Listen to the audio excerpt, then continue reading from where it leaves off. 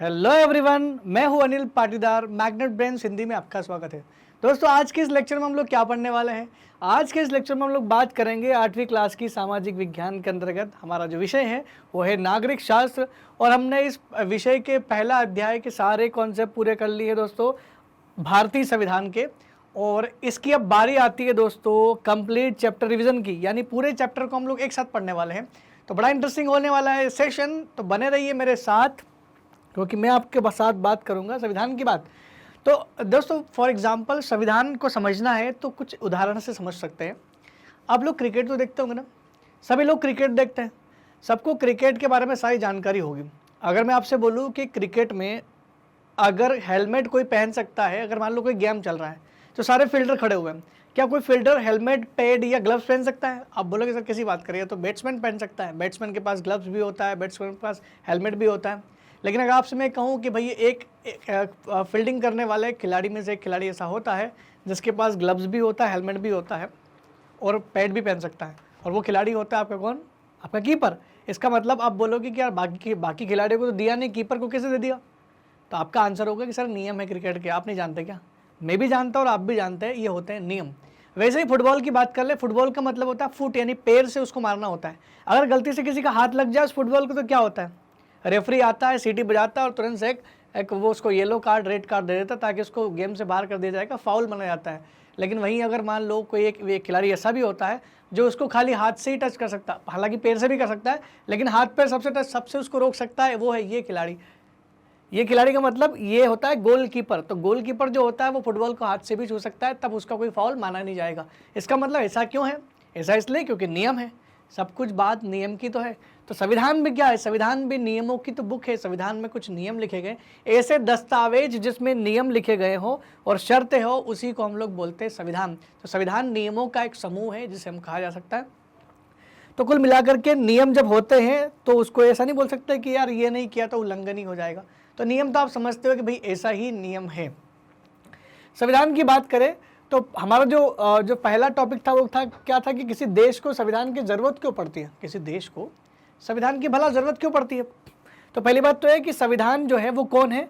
नियमों का एक ऐसा समूह है जिसको देश के सभी लोग एक पद्धति के रूप में अपनाते हैं। अगर मान लो मैं बोल दूं कि हम किस संविधान को अपनाते हैं, हम कौन से संविधान को फॉलो करते, तो आपका आंसर क्या होगा? सर भारत का संविधान है ना, हमारा संविधान है। तो संविधान एक ऐसी नियमों की पुस्तक होती है जिसे उस देश के सभी लोग एक पद्धति के रूप में अपनाते हैं। सब उसका पद्धति के मतलब उसमें जो लिखा है उसको फॉलो करते हैं और उसको उल्लंघन नहीं करते, क्योंकि सबको पता है कि अगर संविधान में लिखी हुई चीज़ का उल्लंघन करोगे तो आपको अपराधी की दृष्टि में माना जाएगा और आपके खिलाफ चार्जशीट फाइल की जा सकती है। सुप्रीम कोर्ट, हाई कोर्ट, जो भी कोर्ट है आपको उसमें सजा भी दे सकती है। और सरकार चाहे तो आपके लिए कुछ विशेष प्रावधान भी कर सकती है कि भाई ऐसा करने वाले लोगों के लिए ये कानून बनेगा। क्यों? क्योंकि संविधान का पालन करना, संविधान को अपनाना हमारा कर्तव्य है, ये हमें करना ही चाहिए, जो कि लिखा भी है। अब बात करते हैं कि संविधान किन देशों में होता है। क्या उन देशों में संविधान होता है जहां लोकतंत्र है? लोकतंत्र समझते हो दोस्तों? लोकतंत्र मतलब ऐसा देश जहां पर लोग खुद सरकार को चुनते हो। सरकार को चुनने में सबसे महत्वपूर्ण भूमिका किसकी होती है? लोगों की होती है। जिस देश में लोग स्वयं अपने प्रतिनिधियों का चुनाव कर सके, अपना नेता जहां खुद चुन सके, उस देश को बोलते हैं दोस्तों लोकतंत्र, लोगों के द्वारा बनाया गया तंत्र। और ऐसे लोकतंत्र में कोई भी व्यक्ति देश का प्रधानमंत्री, राष्ट्रपति बन सकता है, क्योंकि जिसको जनता चुन सकती है। तो लोकतंत्र का उल्टा क्या हुआ? लोकतंत्र का उल्टा होता है दोस्तों राजतंत्र। राजतंत्र में क्या होता है? राजा के द्वारा बनाया गया तंत्र, और लोकतंत्र में लोगों के द्वारा बनाया गया तंत्र। तो राजतंत्र में राजा ही सब कुछ होता है, आपको राजा को चुनने का अधिकार नहीं है, जबकि राजा तो वही होगा जो राजा का बेटा राजा बनेगा। और यही इसी को बोलते हैं हम लोग वंशानुगत शासन व्यवस्था। लेकिन भारत में ऐसी कोई वंशानुगत शासन व्यवस्था नहीं है। भारत में लोकतंत्र को अपनाया गया और यहाँ पर सिस्टम क्या है? यहाँ पर सिस्टम है कि जिसके पास जनता ज़्यादा वोट देगी वही देश की सत्ता हासिल कर सकता है। तो ये सब बोल सकता हूँ मैं कि जो देश लोकतंत्र हैं उनमें संविधान होता है। जैसे भारत एक लोकतंत्र है और यहाँ पर एक संविधान भी है, बिल्कुल हो सकता है। और ऐसी उम्मीद भी हम लोग करते हैं कि जितने भी दुनिया में लोकतंत्र होंगे वहाँ पर संविधान होंगे, लेकिन ज़रूरी नहीं कि हर लोकतांत्रिक देश में संविधान हो। तो पहला वाला जो हमारा संविधान का जो पहला ये बात करता है कि लोकतांत्रिक देशों के पास संविधान जरूर होगा, ऐसा हम सोचते हैं क्योंकि हमारा देश लोकतंत्र है और हमारा संविधान है। लेकिन ज़रूरी नहीं कि हर वो देश जो लोकतांत्रिक है उसका संविधान होगा। जैसे मैं एग्जाम्पल के तौर पर बता दूँ, जैसे उदाहरण, जैसे फॉर एग्जाम्पल इजराइल एक देश है जो लोकतंत्र है। इजराइल एक देश है जो लोकतांत्रिक देश है, लेकिन इसका संविधान ही नहीं है। न्यूजीलैंड एक देश है जो लोकतांत्रिक देश है। न्यूजीलैंड एक देश है जो लोकतांत्रिक देश है, लेकिन दोस्तों इत्तेफाक से इसका भी कोई व्यवस्थित संविधान नहीं है, कोडेड संविधान नहीं है, कोई लिखित में ऐसा व्यवस्थित संविधान नहीं है। तो हो गए ना दो अच्छे एग्जाम्पल।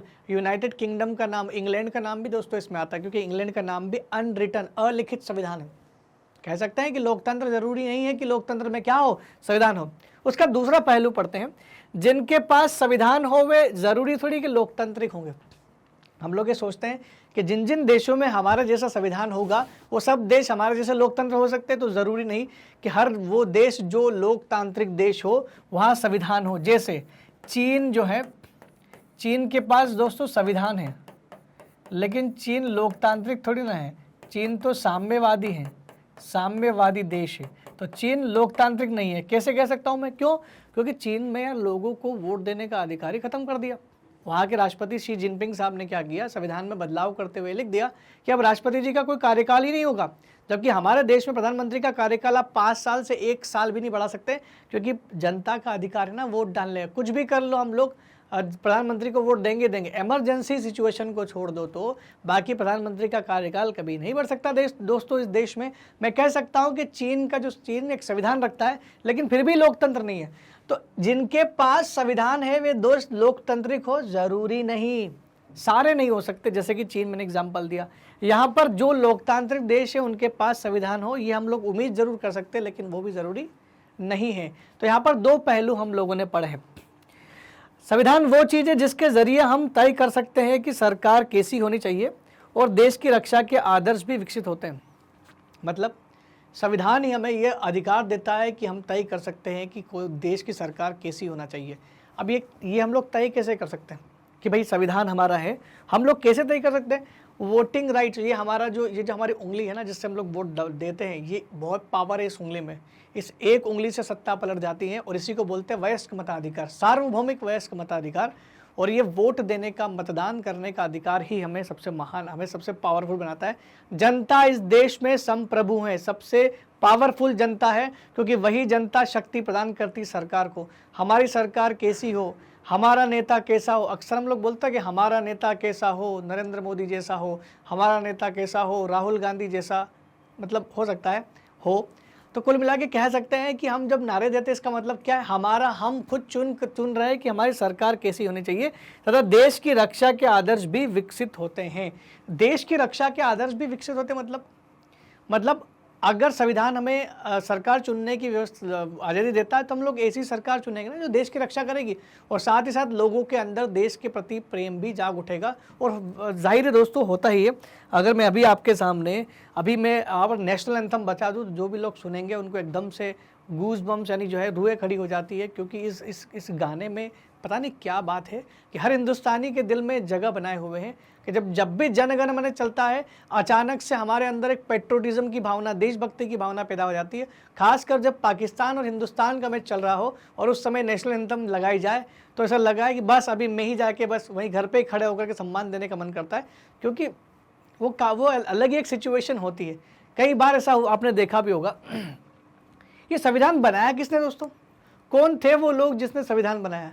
वो संविधान बनाने वाली एक सभा थी, पूरे बहुत सारे लोगों की एक सभा थी, उसमें लगभग 300 से भी ज़्यादा लोग थे। वैसे तो जब बनाई गई थी ना संविधान सभा, तब उसमें 389 लोग थे। 389 लोगों की सभा को हम लोग क्या बोलते हैं? संविधान सभा। इन्हीं संविधान सभा के सभी मेंबरों ने मिल करके इस देश के संविधान को गढ़ा है, लिखा है, इसका प्रारूप तैयार किया है, जिसमें सबसे अहम रोल अदा करने वाले थे भीमराव अंबेडकर साहब। इसी वजह से संविधान का पिता कहते हैं उनको, भारतीय संविधान के पिता के रूप में शुमार है वो। और आज भी दोस्त लोग उनको इसलिए मानते हैं क्योंकि उन्होंने जो किया वो शायद कोई कर भी नहीं सकता। भगवान को सालों से पूज रहे थे अनुसूचित जाति और जनजाति के लोग, लेकिन भगवान ने उनके लिए वो काम नहीं किया जो एक इंसान ने भगवान के रूप में आगे किया। इसी वजह से अनुसूचित जाति और जनजाति के लोग भीमराव अंबेडकर साहब को भगवान की तरह पूछते हैं, क्योंकि भगवान ने उन्हें अधिकार नहीं दिए थे, भगवान ने समानता स्थापित नहीं की थी। ये आदमी आकर के सभी लोगों को इक्वल कर दिया और इतने अच्छे राइट्स प्रोवाइड कर दिए कि आज अनुसूचित जाति और जनजाति के लोग अपना स्टेटस ऊपर करके जीने के लिए अच्छे एक मतलब आत्मनिर्भरता के साथ वो बोल सकते हैं कि भाई हम इस देश के नागरिक और इक्वल है। आज हमारे साथ कोई भेदभाव नहीं कर सकता। वो पॉसिबल हुआ किस व्यक्ति की वजह से? भीमराव अम्बेडकर की वजह से। नेक्स्ट है 1934 में कांग्रेस ने सबसे पहले औपचारिक मांग उठाई। सबसे पहले संविधान की मांग जो उठी थी ना दोस्तों 1934 में उठी थी। किसने उठाई थी ये मांग? ये मांग उठाई थी एम.एन. रॉय साहब ने। एम.एन. रॉय साहब एक व्यक्ति थे, आपने एक पार्टी का नाम जरूर सुना होगा, communist party of India, CPI। ये कम्युनिस्ट पार्टी ऑफ इंडिया के जनक जो कहे जाते हैं ना उस समय, यही व्यक्ति तो थे वो एम.एन. रॉय, जिनने सबसे पहले पार्टी को में योगदान दिया था। सोशलिस्ट आदमी थे, सामाजिक व्यक्ति थे, जो केवल भारतीयों के लिए हो। ऐसा कहा गया था कि भाई हम संविधान चाहिए, हमें तो संविधान चाहिए, लेकिन वो किसके लिए हो? केवल भारतीयों के लिए होना चाहिए, और वो संविधान भारतीय लोग खुद बनाएंगे, अंग्रेजों का साथ नहीं चाहिए हमको। हमने क्लियर बोल दिया था कि अंग्रेज बहुत शातिर हैं, अगर यहाँ भी हमने इनको घुसे दिया ना, तो अगर ऐसा होगा, अगर ये यहाँ पर घुस गए संविधान बनाने में, तो ऐसा संविधान बनाएंगे, ऐसे क्लाउज डाल देंगे कि हम लोग जीवन भर सोचते रहेंगे कि क्या कर दिया इन लोगों ने। क्योंकि इससे पहले भी हम लोग उनसे बहुत ज़्यादा परिचित थे, सालों से हम लोग उनको देख रहे थे, उनकी आदतें हमको पता थी। जैसे साइमन कमीशन का विरोध हम कर रहे थे, क्यों? क्योंकि सारे के सारे मेंबर अंग्रेज डाल दिए थे, एक भी हिंदुस्तानी को नहीं डाला गया था। हमने सोचा कि अब तो हम जो बनाएंगे उसमें एक भी अंग्रेज को नहीं रखेंगे। यही कारण था कि 1946 में जो बना हमारा संविधान सभा था, उसमें एक भी व्यक्ति अंग्रेज नहीं था, लेकिन फिर भी हमने अंग्रेजों के लिए कुछ न कुछ वहाँ प्रावधान रखा था, जिसको हम लोग एंग्लो इंडियन के नाम से जानते। नेक्स्ट है वर्ल्ड वार 2 के दौरान ये मांग बहुत तेज हो गई थी। वर्ल्ड वार 2 के दौरान ही मांग तेज हुई। वर्ल्ड वार 2 मतलब द्वितीय विश्व युद्ध ही वो था जिसकी वजह से संविधान सभा बन पाई। कैसे बन पाई दोस्तों?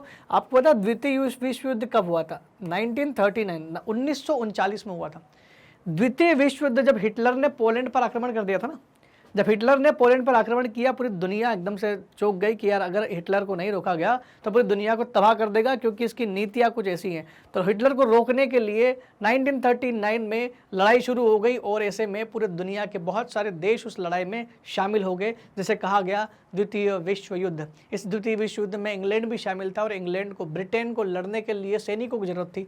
उस समय भी दुनिया में दूसरे नंबर पर थे पॉपुलेशन में, आज भी दूसरे नंबर पर है। अडिग है हम तब से ही, हमारी पॉपुलेशन शुरुआत से ही बहुत ज़्यादा थी, तो शुरुआत से हम लोग दूसरे नंबर पर थे। इसका मतलब ये कि अंग्रेजों को लड़ने के लिए सैनिक चाहिए, तो वो कौन से देश की ओर देखेगा? वो भारत की ओर देखेगा, क्योंकि उसको पता था कि भारतीय लोग बहुत ईमानदार होते हैं, अगर उनको पैसे देते तो ईमानदारी से लड़ते हमारे लिए।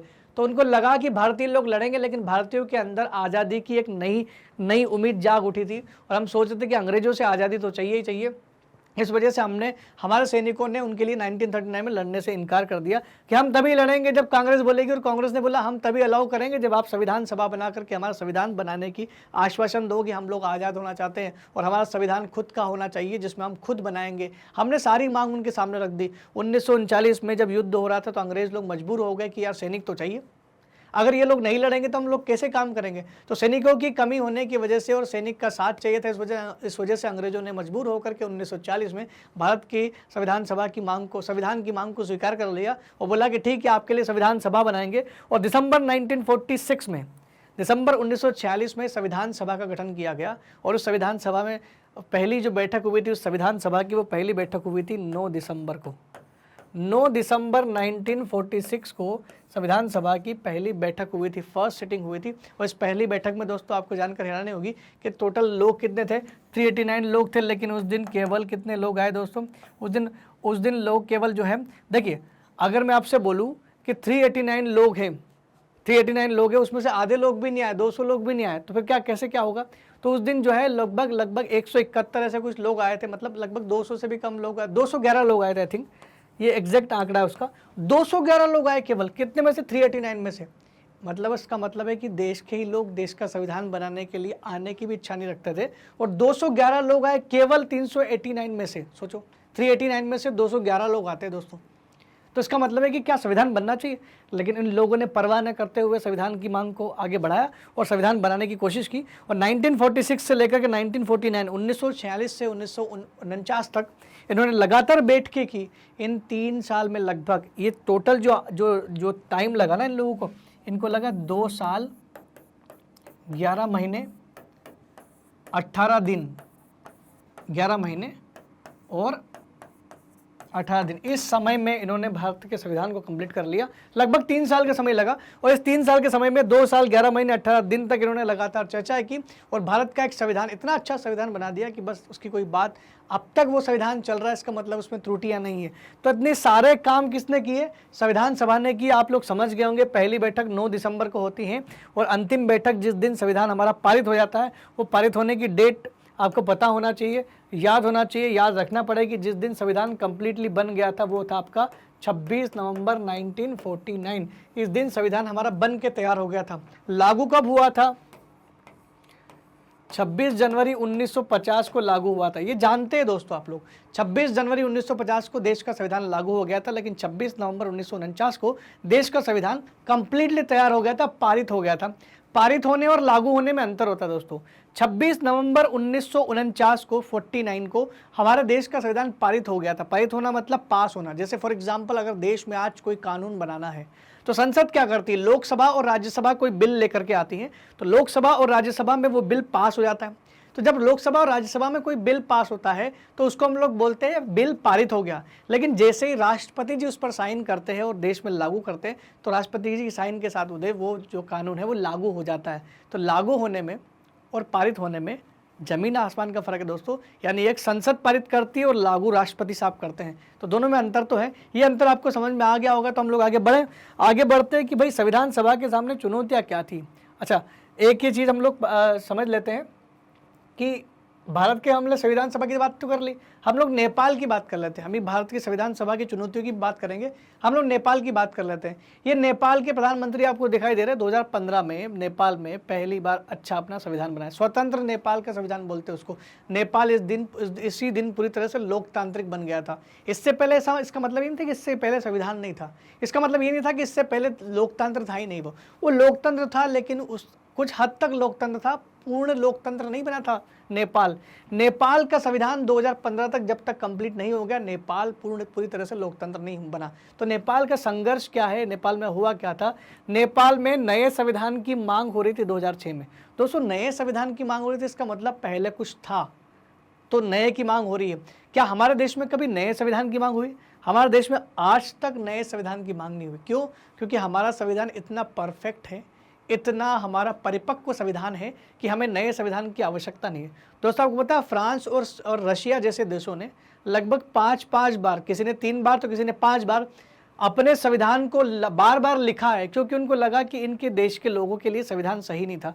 लेकिन उनकी तो जनसंख्या हमसे कई गुना कम है, मतलब बहुत कम है। अगर मैं बोलूँ फ्रांस की जनसंख्या आपको बताऊँगा, आप हंसोगे कि इतनी छोटी सी जनसंख्या। 7 करोड़ जनसंख्या वाला देश है फ्रांस।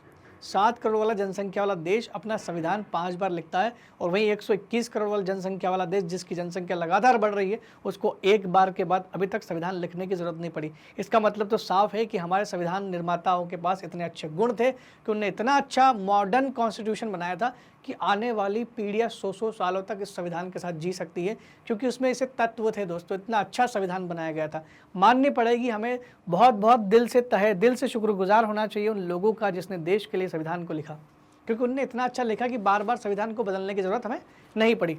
तो नेपाल में क्या हुआ, 1990 में पहली बार वहाँ पर संविधान बनाया गया था, जो उसका पुराना संविधान था।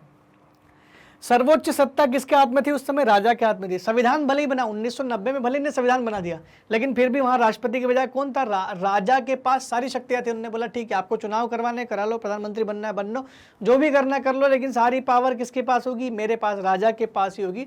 तो राजा ने ऐसा तो कर दिया, लेकिन 2002 तक वो चलता रहा, और बाद में जन आंदोलन के चलते 2006 में वापस से लोकतंत्र की स्थापना हुई, और 2008 में तो राजा की सत्ता ही खत्म कर दी उन्होंने। 2008 में राजा की सत्ता समाप्त कर दी, 6 में नहीं बल्कि 8 में हुई थी। तो हुआ क्या था, वो संघर्ष क्या था? नेपाल संघर्ष जो है वो 1990 से पहले शुरू हो गया था, और इस संघर्ष की जो अंतिम चरण में जब पहुंच गया था 1990 में, राजा के ऊपर दबाव बनाया गया, और राजा ने स्वयं क्या किया, उन्होंने बोला कि ठीक है, इस देश में लोकतंत्र की स्थापना करेंगे। और 1990 में लोकतंत्र की भी स्थापना की गई, लेकिन 1990 में एक संविधान भी बनाया गया, लेकिन इनके ऊपर जो था वो राजा था। राजा के पास सारी सत्ताएं थी दोस्तों। लेकिन ये जो लोकतंत्र जो 1990 में बनाया गया था, हालांकि राजा सबसे ऊपर था, लेकिन सरकार चल रही थी, अच्छा काम चल रहा था, लोगों को परेशानी नहीं हुई थी। परेशानी तब हुई जब 2002 में एक खूनी संघर्ष हुआ है। परिवार के ही किसी व्यक्ति ने पूरे राजा के पूरी फैमिली को मार दिया। उसका नाम था राजा ज्ञानेंद्र, ज्ञानेंद्र साहब ने साहब को ख़त्म कर दिया और ज्ञानेंद्र ने अपनी सत्ता हासिल कर ली।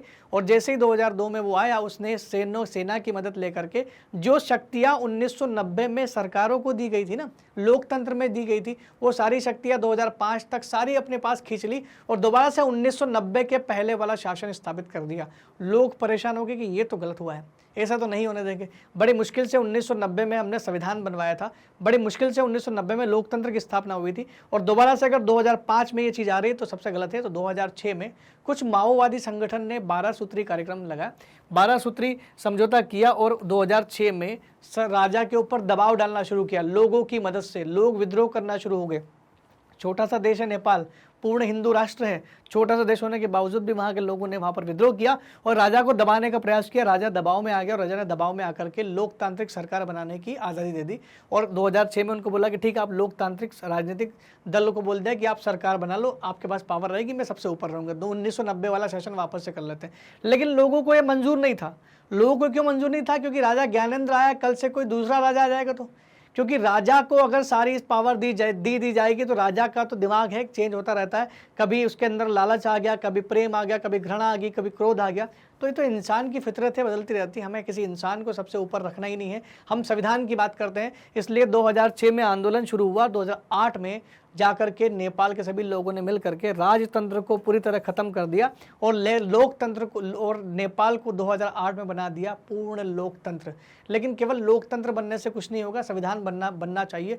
2008 से लगातार नेपाल कोशिश कर रहा था कि मैं अपना संविधान लिख लूँ, लेकिन संविधान को लिखने संबंधी नॉलेज ज़्यादा उसको था नहीं। इस वजह से उसने भारतीयों की मदद ली और 2015 में प्रधानमंत्री मोदी की सहायता से, भारत की सहायता से उसने एक अच्छा संविधान बनाया और हमारे बहुत सारे जो संविधान विशेषज्ञ थे उनकी टीम को भेजा गया था, उनने उनकी मदद की संविधान बनाने में और 2015 में नेपाल ने अपना संविधान बना लिया। तो नेपाल अब पूरी तरह से लोकतांत्रिक देश है जहाँ पर संविधान भी है, राजा का शासन पूरी तरह से खत्म कर दिया गया। तो इसलिए आप कह सकते हैं कि क्यों ज़रूरत पड़ी किसी देश को संविधान की ज़रूरत इसलिए पड़ती है क्योंकि उस देश के लोगों को स्वतंत्रता देने के लिए, उस देश के लोगों को राजा की निरंकुशता से बचाने के लिए, उस देश के लोगों को राजा के अत्याचार से बचाने के लिए एक संविधान की जरूरत पड़ती है किसी देश को, जो हमने नेपाल के इस संघर्ष में समझा। संविधान का दूसरा उद्देश्य क्या था? संविधान का जो दूसरा उद्देश्य था, देश की राजनीतिक व्यवस्था को तय करना। देश की राजनीतिक व्यवस्था को तय करना संविधान का पहला उद्देश्य तो ये था कि लोगों को जो है वोटिंग राइट्स प्रदान करना, लोगों को अधिकार प्रदान करना, यह पहला उद्देश्य था। संविधान का दूसरा उद्देश्य जो था दोस्तों, वो था राजनीतिक व्यवस्था को तय करना। देश की राजनीतिक व्यवस्था किस तरह की होगी? व्यवस्था को तय करना मतलब एक तो 5 साल में इलेक्शन होंगे और चुनाव में वोट डालने का अधिकार जो है वो किसको दिया जाएगा? जनता को दिया जाएगा। राष्ट्रपति का चुनाव सीधे नहीं होगा, बस संसद का चुनाव, विधायक का चुनाव सीधे होगा। ऐसी सारी की सारी व्यवस्था किसमें डाली गई? संविधान में डाली गई। तो इस देश की राजनीतिक व्यवस्था कैसी होगी उसको तय करने का अधिकार दिया गया। तय करने का जो व्यवस्था की गई थी वो संविधान में की गई थी, उसका दूसरा उद्देश्य था। साथ ये बोला गया था कि सरकार तो उसी की बनेगी जिसको लोकसभा में बहुमत हासिल है। राज्यसभा और लोकसभा नाम के 2 हाउस बनाए गए, 2 सदन बनाए गए, जिसको मिलाकर के बनता है संसद। और संसद में जिस भी सरकार को लोकसभा में बहुमत हासिल होगा वो उस पर होगा देश का ताज, यानी देश के प्रधानमंत्री बनेंगे उसी पार्टी के। और अगर राज्य की बात की जाए तो राज्य की विधानसभाओं में जिस पार्टी को सबसे ज़्यादा सीटें मिलती है उसका बनता है मुख्यमंत्री। ये सारी व्यवस्था है और कहाँ लिखी हुई? सारी की सारी व्यवस्था लिखी हुई संविधान में। कौन किसको शपथ दिलाएगा, कौन किसको हटा सकता है, कौन किसकी नियुक्ति करेगा, सारी की सारी चीज़ें लिखी गई है संविधान में। किसको कैसे हटाया जा सकता है, जनता के पास क्या पावर है, एक एमएलए और एमपी के पास पावर क्या, राष्ट्रपति की शक्तियाँ क्या, प्रधानमंत्री की शक्तियाँ क्या है, सारी राजनीतिक व्यवस्था जो है इसमें तय की गई थी। अब देखिए, हमारा संविधान का उद्देश्य तो ये बड़ा अच्छा था, यही उद्देश्य संविधान का नेपाल का भी होगा ना। नेपाल में भी जब संविधान बनाया गया तो उसका मेन उद्देश्य ये था कि राजनीतिक व्यवस्था को व्यवस्थित रखना है ताकि अब आकर के नया राजा उलट पलट ना कर सके।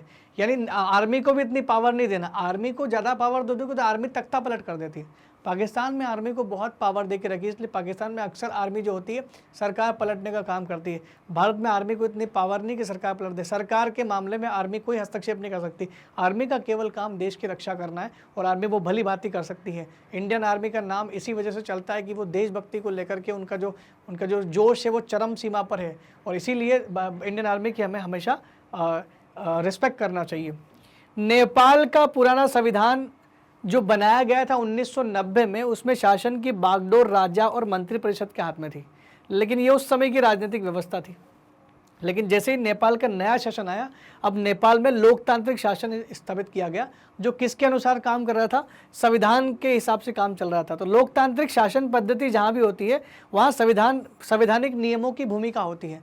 लोकतंत्र में संविधान के नियम अगर मिल जाए तो लोकतंत्र सालों तक जीवित रह सकता है। लोकतंत्र को अमर बनाता है हमारा संविधान, और हमारा लोकतंत्र सालों तक इसलिए चल सकता है क्योंकि हमारा संविधान बहुत ही अच्छा है दोस्तों।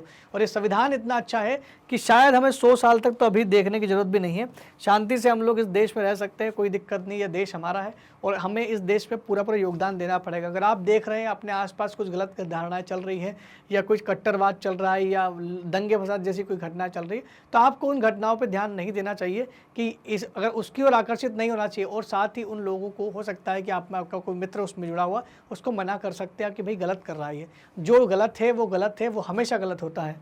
नेक्स्ट है लोकतंत्र। लोकतंत्र में एक्चुअली क्या फ़ायदे मिलते हैं, लोकतंत्र में होता क्या है। लोकतंत्र मैंने बताया कि लोकतंत्र में लोगों के द्वारा बनाया गया तंत्र, यानी जो नेता लोग होते हैं उसको चुनते कौन है, खुद लोग चुनते हैं। हम नेता खुद चुनते हैं।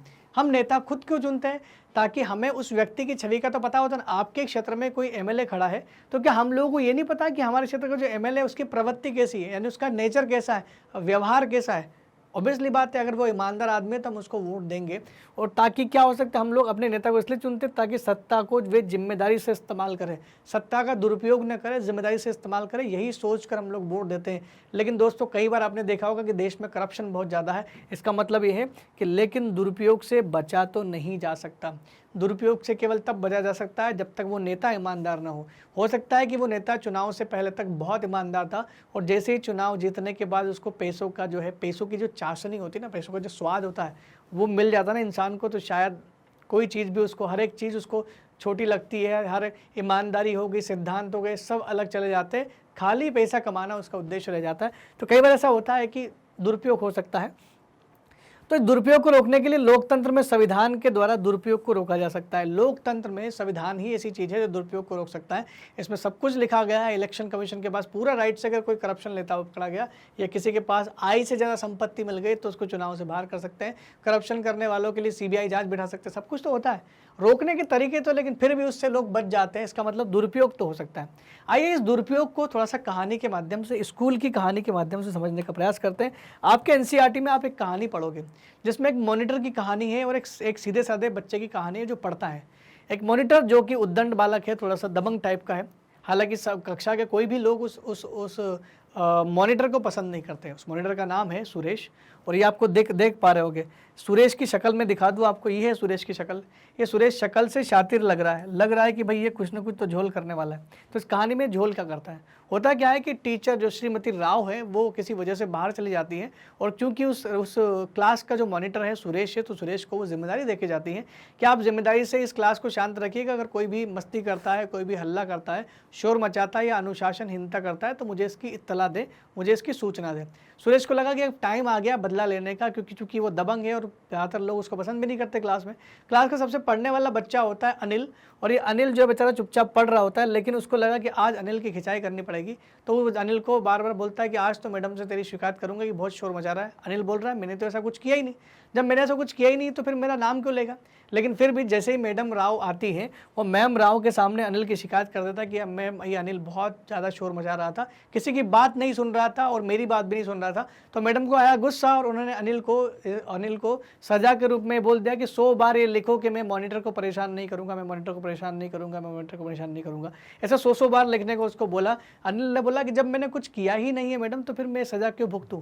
तो कई बार क्या होता है कि अपने पद का दुरुपयोग नेता लोग कर सकते हैं। इसी को बोलते हैं दोस्तों पद का दुरुपयोग करना। भले ही हम अपने नेता को इस वजह से चुन लें कि वो बहुत अच्छा इंसान है या वो अच्छा काम करवा सकता है, लेकिन बाद में हो सकता है कि बाद में जब बनने के बाद उसके अंदर के हाव भाव चेंज हो जाए, क्योंकि इंसान है दोस्तों, बदल कभी भी सकता है। इस छोटी सी कहानी के माध्यम से मैंने आपको समझाने का प्रयास किया। हालांकि एनसीईआरटी ने आपको ये समझाने का प्रयास किया है कि किस तरह से कोई व्यक्ति अपनी जिम्मेदारी को लेकर के उस जिम्मेदारियों का, उस पावर का, सत्ता का दुरुपयोग भी कर सकता है। और ये केवल क्लास की बात नहीं है, ये बात हो रही है पूरे देश की। पूरे देश में भी कोई भी सरकार, बहुमत वाली सरकार आ जाए या किसी एक धर्म की सरकार भी आ जाए, तो वो भी ऐसा कर सकती है दोस्तों। आगे बढ़ते हैं दोस्तों इसमें। ठीक है। नेक्स्ट है अल्पसंख्यकों के हितों की बात करते हैं। देखिए मैं बात कर रहा हूँ ना कि सत्ता का दुरुपयोग सरकार जो करती है वो कैसे कर सकती है। अल्पसंख्यकों की बात करें तो अल्पसंख्यक होते क्या है, पहले इनके हित की बात तो बाद में करेंगे, पहले सोचते हैं अल्पसंख्यक होते क्या है। अल्पसंख्यक का मतलब होता है अल्प प्लस संख्या, मतलब जिनकी संख्या अल्प मतलब कम, जिनकी संख्या क्या हो, कम हो, और जिनकी संख्या कम होगी वो अल्पसंख्यक कहलाएंगे। जैसे धर्म के नाम पर अगर किसी धर्म की संख्या कम है तो वो धर्म अल्पसंख्यक है। कोई भाषा वाले, कोई भाषा बोलने वालों की संख्या कम है तो वो भाषाई अल्पसंख्यक कहलाएंगे। इस प्रकार भारत में दो तरह के अल्पसंख्यक होते हैं, एक भाषा के आधार पर अल्पसंख्यक, एक धर्म के आधार पर अल्पसंख्यक। हालांकि इत्तेफाक ये है कि अभी तक हमारे देश में कोई भाषा के आधार पर अल्पसंख्यक नहीं है, लेकिन धर्म के आधार पर हमारे देश में अभी तक 6 अल्पसंख्यक रखे गए हैं, जिसमें मुस्लिम आते हैं, सिख आते हैं, जैन आते हैं, बौद्ध आते हैं, पारसी आते हैं और क्रिश्चियन आते हैं। हिंदू को छोड़ दे तो बाकी सारे धर्म अल्पसंख्यक में आते हैं, क्योंकि दोस्तों इस देश में हिंदुओं की संख्या लगभग 100 करोड़ के आसपास होगी, जबकि बाकी दूसरे धर्मों की संख्या बहुत कम है। सेकंड सबसे लार्जेस्ट जो धर्म है वो मुस्लिम धर्म है, क्योंकि 2013 के आसपास, आई थिंक 2012 या 2013 में जब भी हुआ तो मुस्लिम को भी अल्पसंख्यक का दर्जा दिया गया, और अब भारत में 6 अल्पसंख्यक हो चुके हैं। तो ये अल्पसंख्यक के हित की बात भी जो है संविधान में की गई है। क्यों? क्योंकि जब कोई सत्ता ताकतवर हाथों में चली जाती है, जब कोई देश में बहुमत वाली सरकार होती है और उसी सरकार में एक ही धर्म के लोग हो, तो ऐसे में वो दूसरे लोगों को अनादर कर सकता है। या ऐसा कह दूं कि बहुमत वाले, अपोजिशन वाले जो बेचारा एक एक 2-2 सीट लेकर के आते हैं, दूसरी पार्टियों के लोगों को दबाव में रखते हैं, तो ये भी गलत है। इस देश में चाहे अल्पसंख्यक में हो चाहे बहुसंख्यक में हो, दोनों बराबर बराबर का ओहदा रखते हैं। इसी बात को चर्चा करने के लिए मैं आगे बढ़ रहा हूँ। ताकतवर समूह कम ताकतवर समूह के खिलाफ ताकत का इस्तेमाल न करे। संविधान ऐसी ताकत का इस्तेमाल करने से रोकता है, और इसी को बोलते दोस्तों अल्पसंख्यकों के हितों का संरक्षण। इसी को तो बोलते हैं अल्पसंख्यकों के हितों का संरक्षण, कि ताकतवर समूह, कम ताकतवर समूह यानी जो कमज़ोर समूह है उसके खिलाफ अपनी ताकत का इस्तेमाल न करें। दोस्तों अक्सर हम भी क्लास में यही करते हैं, हम कभी उससे नहीं लड़ते जो हमसे पावरफुल दिखता हो या आपसे ज़्यादा हट्टा कट्टा या ज़्यादा आपसे बड़ा हो। हम अक्सर उससे लड़ाई मोल लेना चाहते हैं जो आपसे कमज़ोर दिखता हो, जानबूझ के उसको परेशान करने की कोशिश करते हैं। आपने भी अपनी क्लास में से कई वाक़ये देखे होंगे कि कोई दबंग लड़का है या कोई बड़ा लंबा या चौड़ा लड़का है, वो जानबूझ करके दुबले पतले लड़के को परेशान करने की कोशिश करता है। क्योंकि दुबला पतला लड़का, उसके पास इतनी पावर नहीं है, वो कमज़ोर है, इस वजह से वो उसका विरोध नहीं कर पाता और चुपचाप वो जो करता रहता है वो सहन कर लेता है। लेकिन दोस्तों जब कभी टीचर को पता चलता है कि ऐसा कुछ हो रहा है, तो वो दबंग लड़का चाहे कितना ही दबंग क्यों ना हो, टीचर उसको सज़ा ज़रूर देता है। टीचर एक संविधान की तरह है, और वो दबंग लड़का जो बहुमत प्राप्त एक ताकतवर समूह की तरह है, और वो कमज़ोर लड़का कमज़ोर समूह की तरफ है। ऐसे में संविधान ये तय करता है कि कमज़ोर समूह पर कभी भी ताकतवर समूह अपनी ताकत का इस्तेमाल नहीं करना चाहिए, और न ही इस देश में होना चाहिए। जैसे हिंदू सबसे ताकतवर है क्योंकि जनसंख्या में ज़्यादा है, उनको कभी भी ये नहीं करना चाहिए कि जो कम संख्या वाले धर्म है उनके साथ गलत करे, क्योंकि ये देश सब लोगों का है। सर्वधर्म संभव का मतलब ये होता है इस देश में सभी धर्मों के लोग रह सकते हैं, और रहना यहीं पर संभव है। यहाँ की विविधता ही तो हमारी विशेषता है। अगर एक ही धर्म रहेगा तो दोस्तों विविधता कैसे होगी? खाली हिंदू का देश बन जाएगा तो फिर क्या मज़ा है दोस्तों। हम जब समरसता की बात करते हैं ना, आपसी भाईचारे की बात करते हैं, एक दूसरे के धर्म के रीति रिवाज को समझते हैं, तो दोस्तों उसमें रहने में मज़ा आता है। अकेले रहने में कोई फ़र्क नहीं पड़ता दोस्तों। एक अकेला धर्म रहेगा तो कोई ज़्यादा मज़ा नहीं आएगा।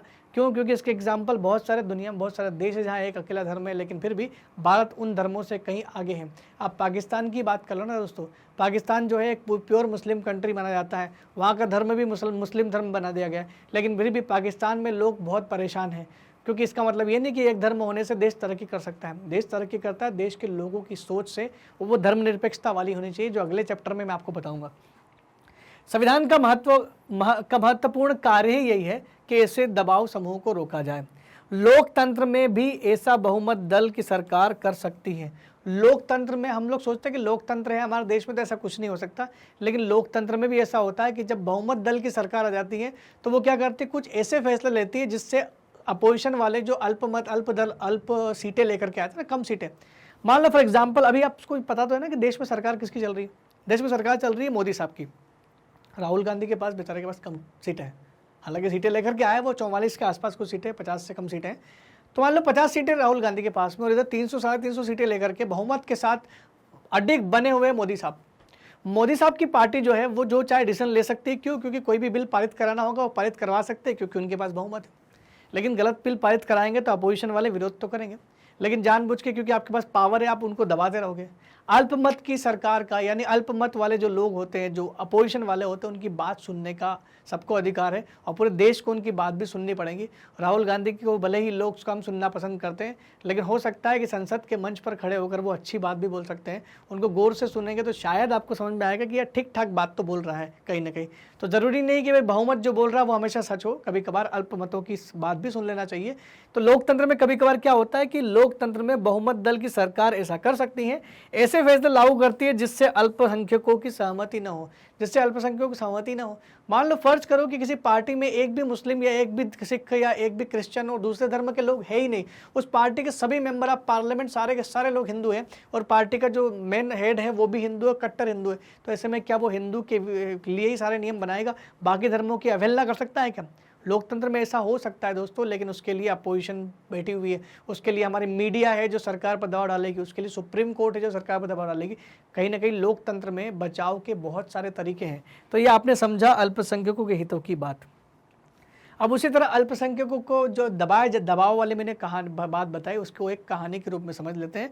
आपके एनसीईआरटी में एक छोटी सी कहानी बताई गई है। ये कहानी बताई गई थी एक स्कूल की क्लास में, जिसमें लड़के और लड़कियां दोनों पढ़ते हैं। क्लास में आपने अक्सर देखा होगा कि क्लास 2 या 3 घंटे क्लास होने के बाद एक रेस्ट लगता है, रेस्ट दिया जाता है, खेलने के लिए समय दिया जाता है। जैसे ही घंटी की आवाज़ आती है सारे बच्चे खेलने कूदने के लिए ग्राउंड में बाहर चले जाते हैं। उस क्लास में लड़के और लड़कियां दोनों थे, चूँकि लड़की ने सबसे पहले बोला कि आज तो छुट्टी में हम लोग सब बास्केटबॉल खेलेंगे, बास्केटबॉल खेलेंगे। अब क्या हुआ, बास्केटबॉल खेलने का तो उसने बोल दिया, लेकिन लड़के बोल रहे नहीं हम तो क्रिकेट खेलेंगे। लड़की बोल रही नहीं यार बास्केटबॉल ही खेलेंगे, लड़के बोल रहे क्रिकेट खेलेंगे। जब लगातार दोनों में हल्ला हो रहा तो टीचर ने वहाँ पर मध्यस्थता की, और टीचर ने जब इंटरफेयर किया तो टीचर ने बोला कि एक काम करो, सब लोग हाथ खड़े कर दो, जिसके हाथ ज़्यादा होंगे, जिस पक्ष में ज़्यादा हाथ खड़े होंगे उस पक्ष, मतलब जिसके पक्ष में ज़्यादा वोट होंगे उसकी सरकार होनी चाहिए, यही तो है। तो जिसके पक्ष में ज़्यादा वोट होंगे उसी का गेम खेला जाएगा। चूँकि उस क्लास में लड़कों की संख्या ज़्यादा थी, जाहिर सी बात है कि ज़्यादातर जगह ऐसे ही होता है, हर एक क्लास में लड़कों की संख्या लड़कियों से ज़्यादा ही होती है। ऐसे में लड़कों के हाथ ज़्यादा खड़े होंगे, और ऐसे में अगर लड़कों ने ज़्यादा हाथ खड़े किए इसका मतलब लड़के गेम जीत गए, और लड़कों को बड़ी खुशी हुई कि चलो हम जीत गए, अब तो क्रिकेट ही खेलेंगे। लेकिन वो क्रिकेट उस फैसले से कुछ अल्पसंख्यक लोग, जैसे लड़कियों का ग्रुप है, ये उससे सहमत नहीं था। इनका बोलना था कि यह तो होना ही था क्योंकि लड़कों की संख्या कक्षा में ज़्यादा है, तो जिनकी बहुमत ज़्यादा होता है अक्सर फैसले उनकी ही पाले में गिर जाते हैं। तो बस फाइनली दोनों जब डिस्कशन करते तो बोलते हैं कि हमें सदा वही करना पड़ता है जो लड़के चाहते हैं, क्योंकि उनकी संख्या, लड़कों की संख्या कक्षा में ज़्यादा है। तो लड़का बड़ा अच्छा सजेशन देता है कि मैडम को फैसला लेने का कोई तरीका और सोचना होगा जिससे हमारी इच्छा की पूर्ति हो सके, यानी दोनों की इच्छा की पूर्ति हो जाए। मैडम को तरीका चेंज करना पड़ेगा, या फिर पूरे सप्ताह के जो 6 दिन क्लास लगती है उन 6 दिन में से एक दिन लड़कों का गेम होगा और एक दिन लड़कियों का गेम होगा, ऐसा कुछ प्रावधान कर दिया जाए। वैसे ही बहुमत के अंकुश को, यानी इन पार्टियों के दबाव को बचाने के लिए हमारे देश के संविधान ने भी लोकतंत्र में व्यवस्था की है। दोस्तों आपको पता है इस देश में चुनाव लड़ना हो तो पैसे की बहुत ज़रूरत पड़ती है, तो गरीब लोग चुनाव कैसे लड़ पाएगा। इसी वजह से हमारे लोकतंत्र के लोकसभा में, हमारे जो देश है इसकी लोकसभा में अनुसूचित जाति और जनजातियों के लिए सीटें आरक्षित की गई हैं। एसटी और एससी के लिए, दोनों के लिए सीटें आरक्षित की गई है। दोस्तों आपको पता है एससी के लिए इस देश में 84 सीटें हैं लोकसभा में, और एसटी के लिए यहाँ पर लोकसभा में 47 सीटें ऐसी हैं जो आरक्षित है। आरक्षित का मतलब होता है कि इन 84 सीट और 47 सीट में, यानी इन 84 सीटों पे केवल एससी का कैंडिडेट, अनुसूचित जाति का ही व्यक्ति चुनाव लड़ सकता है, और एसटी की जो 47 सीट है इसमें केवल अनुसूचित जनजाति का ही व्यक्ति चुनाव लड़ सकता है। तो है ना दोस्तों ये दूसरा तरीका, ऐसा ही कुछ तरीका इस स्कूल में ये चाहते हैं। इस कहानी के माध्यम से आपको बहुत आसानी से समझ में आ गया होगा कि किस तरह से एक ताकतवर ग्रुप या बहुमत वाला ग्रुप किसी अल्पमत वाले ग्रुप की बात, फैसले को ख़त्म कर सकता है। लेकिन संविधान इस बात की इजाज़त नहीं देता है, संविधान इसके लिए प्रावधान करता है। अल्पसंख्यकों का संरक्षण, अल्पसंख्यकों की बात चल रही है अभी, तो अल्पसंख्यकों को संरक्षण देना है, अल्पसंख्यकों को बचाना है बहुमत से, तो क्या करना पड़ेगा। कुछ टर्म्स जो मैं बताना चाह रहा हूँ, जैसे बहुमत की निरंकुशता से बचाने के लिए, बहुमत की निरंकुशता मतलब जिसके पास बहुमत है वो मनमाना काम कर सकता है। निरंकुशता का मतलब होता है अत्याचार भरे फैसले या जिससे सामने वाले सहमत न हो, जबरदस्ती के फैसले लेना। तो बहुमत की निरंकुशता से बचाने के लिए अल्पसंख्यकों को किसी ऐसी चीज़ से वंचित न किया जाए जो बहुसंख्यक लोगों को आसानी से मिलती है। बहुसंख्यक लोगों को जो आराम से चीज़ मिल रही है, जैसे फॉर एग्जांपल अगर मैं बोलूं कि लोकसभा में बहुसंख्यक लोगों को सीट वैसे ही मिल जाती है, क्यों? क्योंकि हिंदू को हिंदू वोट दे देते हैं। ऐसे में मुस्लिमों के लिए कुछ तो होना चाहिए, मुस्लिम की संख्या बढ़ाना है, महिलाओं की संख्या बढ़ाना है, अनुसूचित जाति और जनजाति की संख्या बढ़ाना है, तो आरक्षण देकर कैसे किया जा सकता है? संविधान इस बात की बात करता है कि लोगों को उनके अधिकारों से वंचित नहीं किया जा सकता। अगर हिंदुओं को इस देश में हनुमान जयंती मनाने का पूरा अधिकार है, तो मुस्लिमों को भी मुहर्रम निकालने का अधिकार है, तो जैन को भी वहाँ पर रथ यात्रा निकालने का अधिकार है, वहीं क्रिश्चियन को भी अपना धर्म का जो भी वो काम कर सकते हैं वो करने का अधिकार है। इस देश में हर एक धर्म को पूरी धार्मिक आज़ादी दी गई है और अल्पसंख्यकों को तो और ज़्यादा दी गई है। वो अपने धर्म को बढ़ावा देने के लिए अपने शैक्षणिक संस्थान भी खोल सकते हैं दोस्तों। एक होता है दोस्तों इसमें अंतर सामुदायिक वर्चस्व। वर्चस्व का मतलब होता है दबाव, निरंकुशता। अंतर सामुदायिक वर्चस्व मतलब दो समुदाय हैं, कोई दो समुदाय मान लो हिंदू और मुस्लिम मान लो, तो उसमें जिसकी संख्या ज़्यादा होगी उसका वर्चस्व ज़्यादा होगा। मतलब एक समुदाय द्वारा दूसरे को दबाना ही क्या कहलाएगा? वर्चस्व कहलाएगा, अंतर सामुदायिक वर्चस्व। इसका उल्टा दोस्तों पाकिस्तान में होता है। पाकिस्तान में मुस्लिम बहुत ज़्यादा है, हिंदू बहुत कम है, तो वहाँ पर मुस्लिम हिंदू को दबाते हैं। हालांकि इंडिया में इतना बहुत कुछ देखने को नहीं मिलता है कि हिंदू मुस्लिम को दबा रहे हैं, ऐसा कुछ भी नहीं है। केवल मुट्ठी भर लोग ये काम करते हैं, उसको लेकर हम पूरे देश का आकलन नहीं कर सकते, पूरे देश को नहीं कर सकते कि देश में हिंदू मुस्लिम को दबा रहे, ऐसा कहीं भी नहीं है दोस्तों। हिंदू और मुस्लिम इस देश में मिलजुल कर रहते हैं, इसके लाखों क्या करोड़ों उदाहरण हैं, लेकिन हिंदू और मुस्लिम जो लड़ते हैं उसके 2, 4, 5 ही उदाहरण होंगे। तो जब लाखों उदाहरण आपके पास मिलजुलने वाले हैं और कुछ एक उदाहरण लड़ने वाले हैं, तो ज़्यादा उदाहरण किस चीज़ के? इस देश की जनसंख्या 121 करोड़ है, अगर वहाँ 2, 4, 5 लोग दंगा भी कर लेते हैं तो 121 करोड़ के लिए, उन लोगों के लिए 121 करोड़ पर कोई चीज़ थोपी नहीं जा सकती। इस देश में सदा से हमेशा हिंदू मुस्लिम एक होकर रहे हैं और आगे भी रहेंगे। तो लेकिन ये वर्चस्व मतलब क्या? समुदाय, एक समुदाय दूसरे समुदाय को दबाता है तो उसको बोलते हैं अंतर सामुदायिक वर्चस्व। सीधा आ सकता है।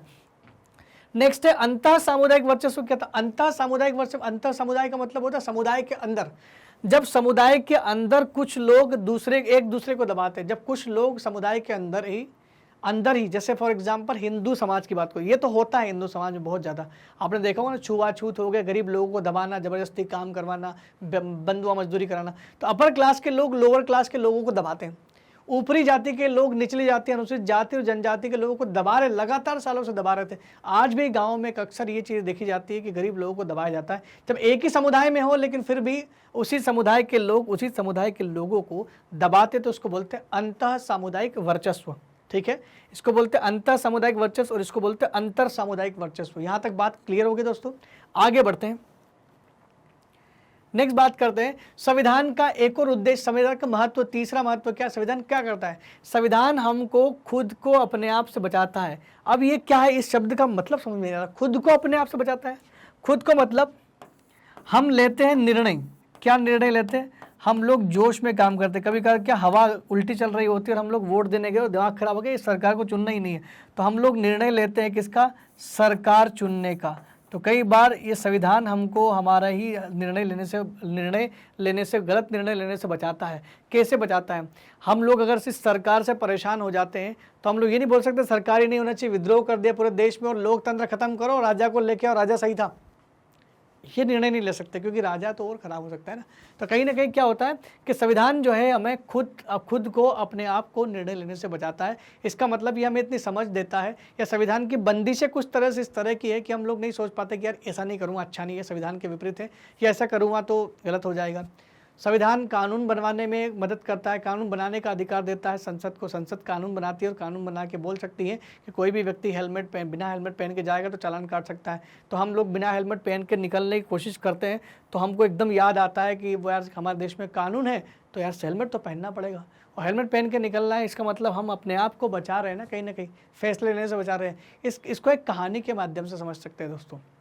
एक कहानी आपके इसमें एनसीईआरटी में दी गई है, जो एक बच्ची की कहानी है। इस बच्ची का कल एग्ज़ाम है, इस लड़की का कल एग्ज़ाम है और इस लड़की को एग्ज़ाम देना है, लेकिन इसका आज फेवरेट शो आ रहा है, कोई सास बहू की कहानी आ रही है, जो भी आजकल बहुत चल रहा, ट्रेंडिंग में जो भी होगा कुमकुम वुमकुम जो भी, मुझे सारे आइडिया नहीं है कि कौन कौन से चल रहे हैं, लेकिन जो भी कोई फेवरेट शो चल रहा है, इसका फेवरेट शो, और इसको देखना है आज का आज ही, उसको देखना है, तो इसको मन कर रहा है देखने का। क्यों? क्योंकि घर में इनकी माँ और पिताजी जो हैं दोनों उस शो को देख रहे हैं उस समय, और इसके दिमाग में वो सारी आवाज़ें गूंज रही, वो कैरेक्टर गूंज रहे कि आज क्या हो रहा होगा, क्या उस सासू ने बहू को थप्पड़ मारा होगा, क्या वो बहू जो है सासू का कत्ल करके जेल चली गई होगी, जो भी इसमें एक प्लॉट किया होगा, सीन उसके दिमाग में चल रहा है, लेकिन उसको कल पढ़ना है और 2 यूनिट अभी बाकी है। वो अपने आप को बचाना चाह रही है देखने के लिए, लेकिन उसका मन नहीं मान रहा है, और धीरे धीरे अपने पिताजी माताजी के पास चली जाती है। वो निर्णय नहीं ले पा रही कि उसको देखना है कि नहीं देखना है टीवी। जब वो निर्णय नहीं ले पा रही, उसका मन कर रहा है कि वो पढ़ाई करे, लेकिन एक तरफ वो मन कर रहा है कि हो सकता है कि भाई पढ़ाई का नुकसान हो जाए। ऐसे में क्या हो रहा है, माता पिताजी पूछते हैं कि क्या हुआ भाई, उसका नाम है दोस्तों शबनम, शबनम तुम परेशान क्यों हो, क्या हो रहा है, क्या है दिक्कत है? उन्होंने बोला कि मेरी कल एग्ज़ाम है और मुझे पढ़ना है, लेकिन समस्या ये हो रही है कि मुझे देखने की इच्छा भी हो रही है। अगर आप लोग इस टीवी को बंद कर दोगे तो शायद मेरा मन कम हो जाए देखने का और मैं पढ़ लूँगी। लेकिन जब वो टीवी बंद करके पढ़ने शुरू करती है, पढ़ने के बाद जब दूसरे दिन एग्ज़ाम देती है, एग्ज़ाम देते देते उसके दिमाग में वो चीज़ें आती है। वो सोचती कि काश अच्छा हुआ कि मैंने कल टीवी नहीं देखी, अगर मैं टीवी देख लेती तो जो 2 यूनिट आखिरी में मैंने पढ़ी है उससे इतने सारे क्वेश्चन आ गए तो मेरे काम के आ गए। तो दोस्तों इस वाक़ये से केवल ये समझ में आता है कि कभी कभार हम लोग ऐसे डिसीजन ले लेते हैं जो कहीं ना कहीं हो सकता है हमारे लिए गलत हो। तो संविधान भी इस देश में हमें डिसीजन लेने से बचाता है। कैसे डिसीजन? फॉर एग्जाम्पल, संविधान हमें ऐसे फैसले लेने से रोकता है जिनसे उन बड़े सिद्धांतों को ठेस पहुंच सकती है जिसमें देश की आस्था है। हमारे देश की आस्था किसमें है दोस्तों? हम लोग लोकतंत्र में विश्वास रखते हैं कि नहीं रखते हैं? हम लोग इस चीज़ में विश्वास रखते हैं कि इस देश की सरकार चुनने का अधिकार किसी को तो हमें। लेकिन मान लो किसी साल ऐसी सरकार आ गई जिसने हमें बहुत परेशान कर दिया, और पार्टी पॉलिटिक्स की वजह से ये नेता लोग इतने झूठे हो गए और नेता लोगों ने इतनी ज़्यादा करप्शन फैला दिया कि हम परेशान हो गए उस सरकार से। उस सरकार से परेशान हो गए, इतना परेशान हो गए कि हम बोल रहे नहीं अब तो हमें लोकतंत्र चाहिए नहीं चाहिए, हमें चाहिए तानाशाही सरकार आ जाए या फौजी शासन, मिलिट्री को पावर दे दो, वही काफ़ी है हमारे लिए, सरकार नहीं चाहिए। हमारी आस्था लोकतंत्र में थी और गलती से हम लोगों ने गुस्से में उस लोकतंत्र के बजाय गलत फैसला ले लिया। दोस्तों आपको पता है तानाशाही जब आती है ना किसी देश में, तो तानाशाही तो आपके और अधिकार छीन लेते हैं। आपने कुछ देशों के एग्जाम्पल नहीं सुने हैं, तो कई बार क्या होता है कि हम लोग गलती से जोश में आकर के ऐसे डिसीजन ले लेते हैं, और इन्हीं डिसीजन की वजह से क्या होता है कि कुछ तानाशाह जो है वो पूरे देश में को हालत ख़राब कर सकते हैं। ठीक है, जैसे संविधान क्यों चाहिए, संविधान जो है ना वो क्यों ज़रूरत है? तो संविधान इसलिए चाहिए क्योंकि तानाशाही जो होते हैं वो सारे हितों को तहस महस करते हैं। तानाशाह जो तो सब खत्म कर सकता है, वहीं संविधान नागरिकों को अधिकार और आश्वासन देता है कि उनकी स्वतंत्रता की रक्षा करता है। संविधान तो हमें नागरिकों की रक्षा करता है और हमें अधिकार भी तो देता है, लेकिन तानाशाह सब कुछ छीन सकता है। एक अच्छा संविधान बुनियादी संरचना को इस तरह के उन्माद से बचाता है।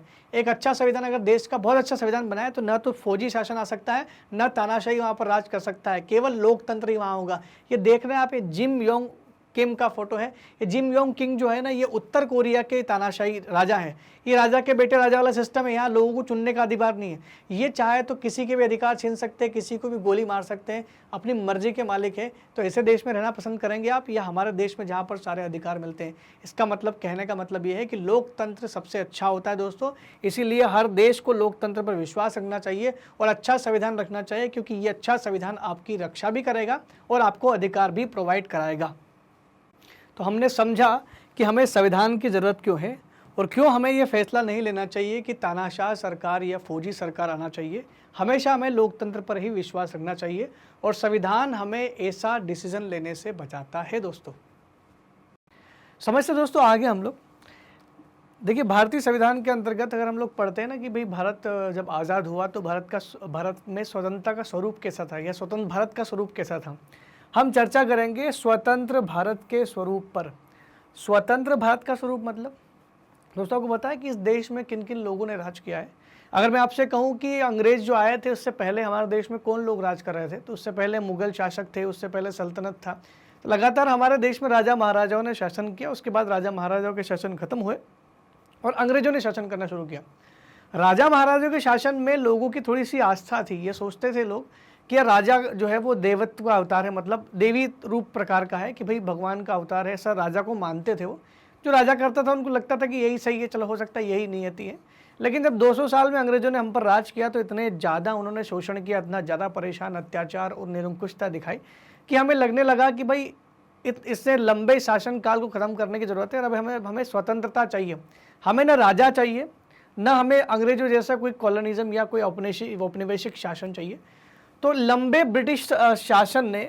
ब्रिटिश औपनिवेशिक शासन ने भारतीयों के मन में यह तो स्पष्ट कर दिया था कि स्वतंत्र भारत को एक लोकतांत्रिक होना चाहिए। लोकतांत्रिक का मतलब क्या होता है? ना तो ब्रिटिश सरकार के दौरान हमारे देश के लोगों को स्वतंत्रता, समानता या कोई भी प्रकार के अधिकार मिले, और ना ही मुगल शासन या सल्तनत काल की भी बात करें तो वहाँ भी ऐसे कोई अधिकार दिखाई नहीं देते हैं। कुल मिलाकर के बात दोस्तों इतनी सी है कि हमें लगने लगा था कि भाई अब जनता का समय आ गया है, और अब दुनिया में जितने भी देश, बहुत सारे देशों ने वहाँ पर संविधान लागू कर दिया था, बहुत सारे दोस्त लोकतांत्रिक बन गए थे देश।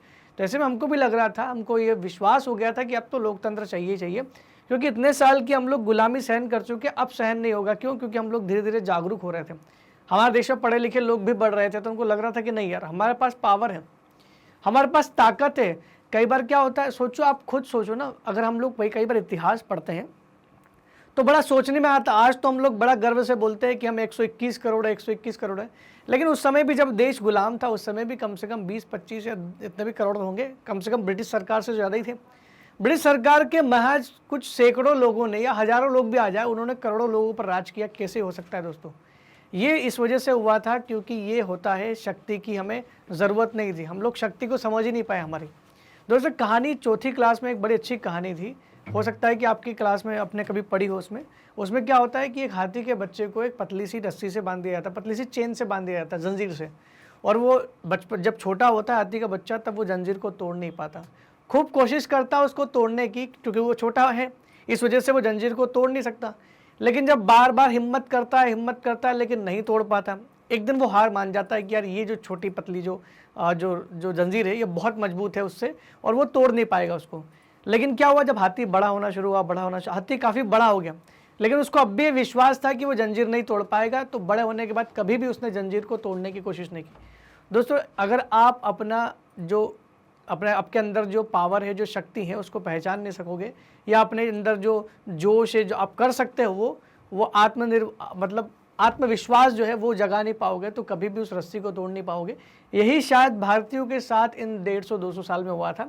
शुरुआत में अंग्रेजों से हमने पीछा छुड़ाने के लिए कोशिश तो की, लेकिन कुछ लोग दबाए गए थे। ऐसे में लोगों को लगा कि ये बहुत मजबूत चीज़ है, हम तोड़ नहीं पाएंगे, तो हम लोगों को विश्वास हो गया कि शायद इसी में बंधना पड़ेगा, गुलामी हमारे नसीब में लिखी हुई है। लेकिन बड़े होने के बाद भी हमने कोशिशें कम की कि भाई यार हो सकता है कि नहीं। लेकिन बाद में जब लोग जागरूक हुए, जब उनको लगा कि यार ये रस्सी टूट सकती है, ये औपनिवेशिक शासन खत्म हो सकता है, तब हमारे अंदर वो आत्मविश्वास पैदा हुआ और हमने देश को आज़ाद करा लिया। दोस्तों एक हाथी की कहानी के समान ही हमारे देश की गुलामी को हम लोग समझ सकते हैं। हमारे देशवासियों को विश्वास नहीं था, केवल कुछ आंदोलनकारी देश को आज़ाद नहीं करा सकते थे, दो लोगों की ज़रूरत थी उन लोगों को। इस वजह से हमारे देश के जितने भी स्वतंत्रता सेनानी थे, इनको इतना समय क्यों लग गया? 1857 की क्रांति में ही क्यों देश आज़ाद नहीं हो गया? क्यों? क्योंकि उस समय खाली कुछ लोगों ने ही मेहनत की थी, उन्होंने ही अंग्रेजों को हराने का प्रयास किया, और मुट्ठी भर लोग थे देश में। बाकी देश के बहुत सारे लोग चुपचाप बैठे हुए थे, उनको लगता था कि ये लोग नहीं कर पाएंगे, तमाशा देख रहे थे। दोस्तों अगर उस दिन ही सारे लोग मिल करके अंग्रेजों के खिलाफ हो जाते तो कभी का चुटकियों में भगा दिया होता। बस बात इतनी सी है कि हमें हमारा आत्मविश्वास हमारे पास नहीं था, हमारी शक्ति का ज्ञान नहीं था। तो जब वो ज्ञान हुआ तब हमने छीन लिया जी। अब देखिए, स्वतंत्र लोकतंत्र की ज़रूरत पड़ी हमको महसूस हुआ कि अब तो भारत को एक स्वतंत्र लोकतंत्र बनना ही चाहिए। क्यों बनना चाहिए? क्योंकि इसमें सभी नागरिकों को समान, और सभी नागरिक समान होंगे एक तो, और सबको सरकार में हिस्सेदारी का अधिकार भी मिलेगा। क्योंकि इससे पहले सारे नागरिक समान नहीं थे दोस्तों। अंग्रेजों के ज़माने में सभी लोगों को वोटिंग राइट्स भी नहीं मिलता था, बहुत कम लोगों को दिया जाता था, और कोई भी व्यक्ति अंग्रेज सरकार में जा भी नहीं सकता था, क्योंकि वहाँ पर केवल ब्रिटिशर्स लोगों को ही अलाउ किया गया था। कुछ हद तक कुछ इंडियंस गए थे, लेकिन वो बहुत कम लोग थे। लेकिन अब हमको मानना था कि देश का भला करना है तो हर एक व्यक्ति को राजनीति में आना ही पड़ेगा। इसी वजह से ये बनाया गया कि सरकार में हिस्सेदारी हर एक व्यक्ति की होना चाहिए। और आज भी इस देश में हर एक 121 करोड़ लोग में से जितने भी वोटर हैं दोस्तों, 90 करोड़ वोटर हैं हमारे देश में, 90 करोड़ लोग वोट डालते हैं। 2019 के जो चुनाव में जो डेटा आया था उसके अनुसार बोल रहा हूँ मैं, 90 करोड़ वोटर हमारे देश में। ये 90 करोड़ लोग ही सरकार में भूमिका निभा रहे हैं। क्यों? क्योंकि सरकार बनाने का काम तो यही कर रहे हैं। तो कुल मिला के कह सकते हैं कि लोकतंत्र वो है जहाँ सरकार बनाने में भूमिका जनता की होना चाहिए। लोकतांत्रिक सरकार के गठन हेतु 1946 में संविधान सभा को बनाया गया, जिसमें 300 से भी ज़्यादा लोग थे। 389 लोग थे दोस्तों उसमें 1946 में। 1946 में संविधान सभा बनाई गई। ये संविधान सभा ने क्या किया, देश का संविधान लिखा, और देश के संविधान को पूरी तरह से इतना अच्छे से लिखा कि आज भी हम लोग उसको फॉलो करना है। जिसको लिखने में सबसे अहम रोल जो अदा किया था वो भीमराव अम्बेडकर ने अदा किया था, क्योंकि जिस प्रारूप समिति ने ये लिखा था उसके अध्यक्ष वही थे। लेकिन केवल उन्हीं का योगदान नहीं, बाकी सारे इन 300 लोगों का योगदान उसमें था। हालांकि 300 लिखा जाता है, लेकिन ओरिजिनली 389 लोग थे, और 389 लोग थे, 389 लोग थे। और 389 लोग के बाद जब देश आज़ाद हुआ ना, तो जो पाकिस्तान वाले लोग अलग चले गए, तो 299 हमारे पास बच गए थे। इस वजह से शायद यहाँ पर 300 लोगों ने योगदान दिया, ऐसा कह सकते हैं हम लोग। लेकिन दोस्तों, जब हमारा देश का संविधान बन रहा था तो कौन बना रहा था, ये संविधान सभा बना रही थी।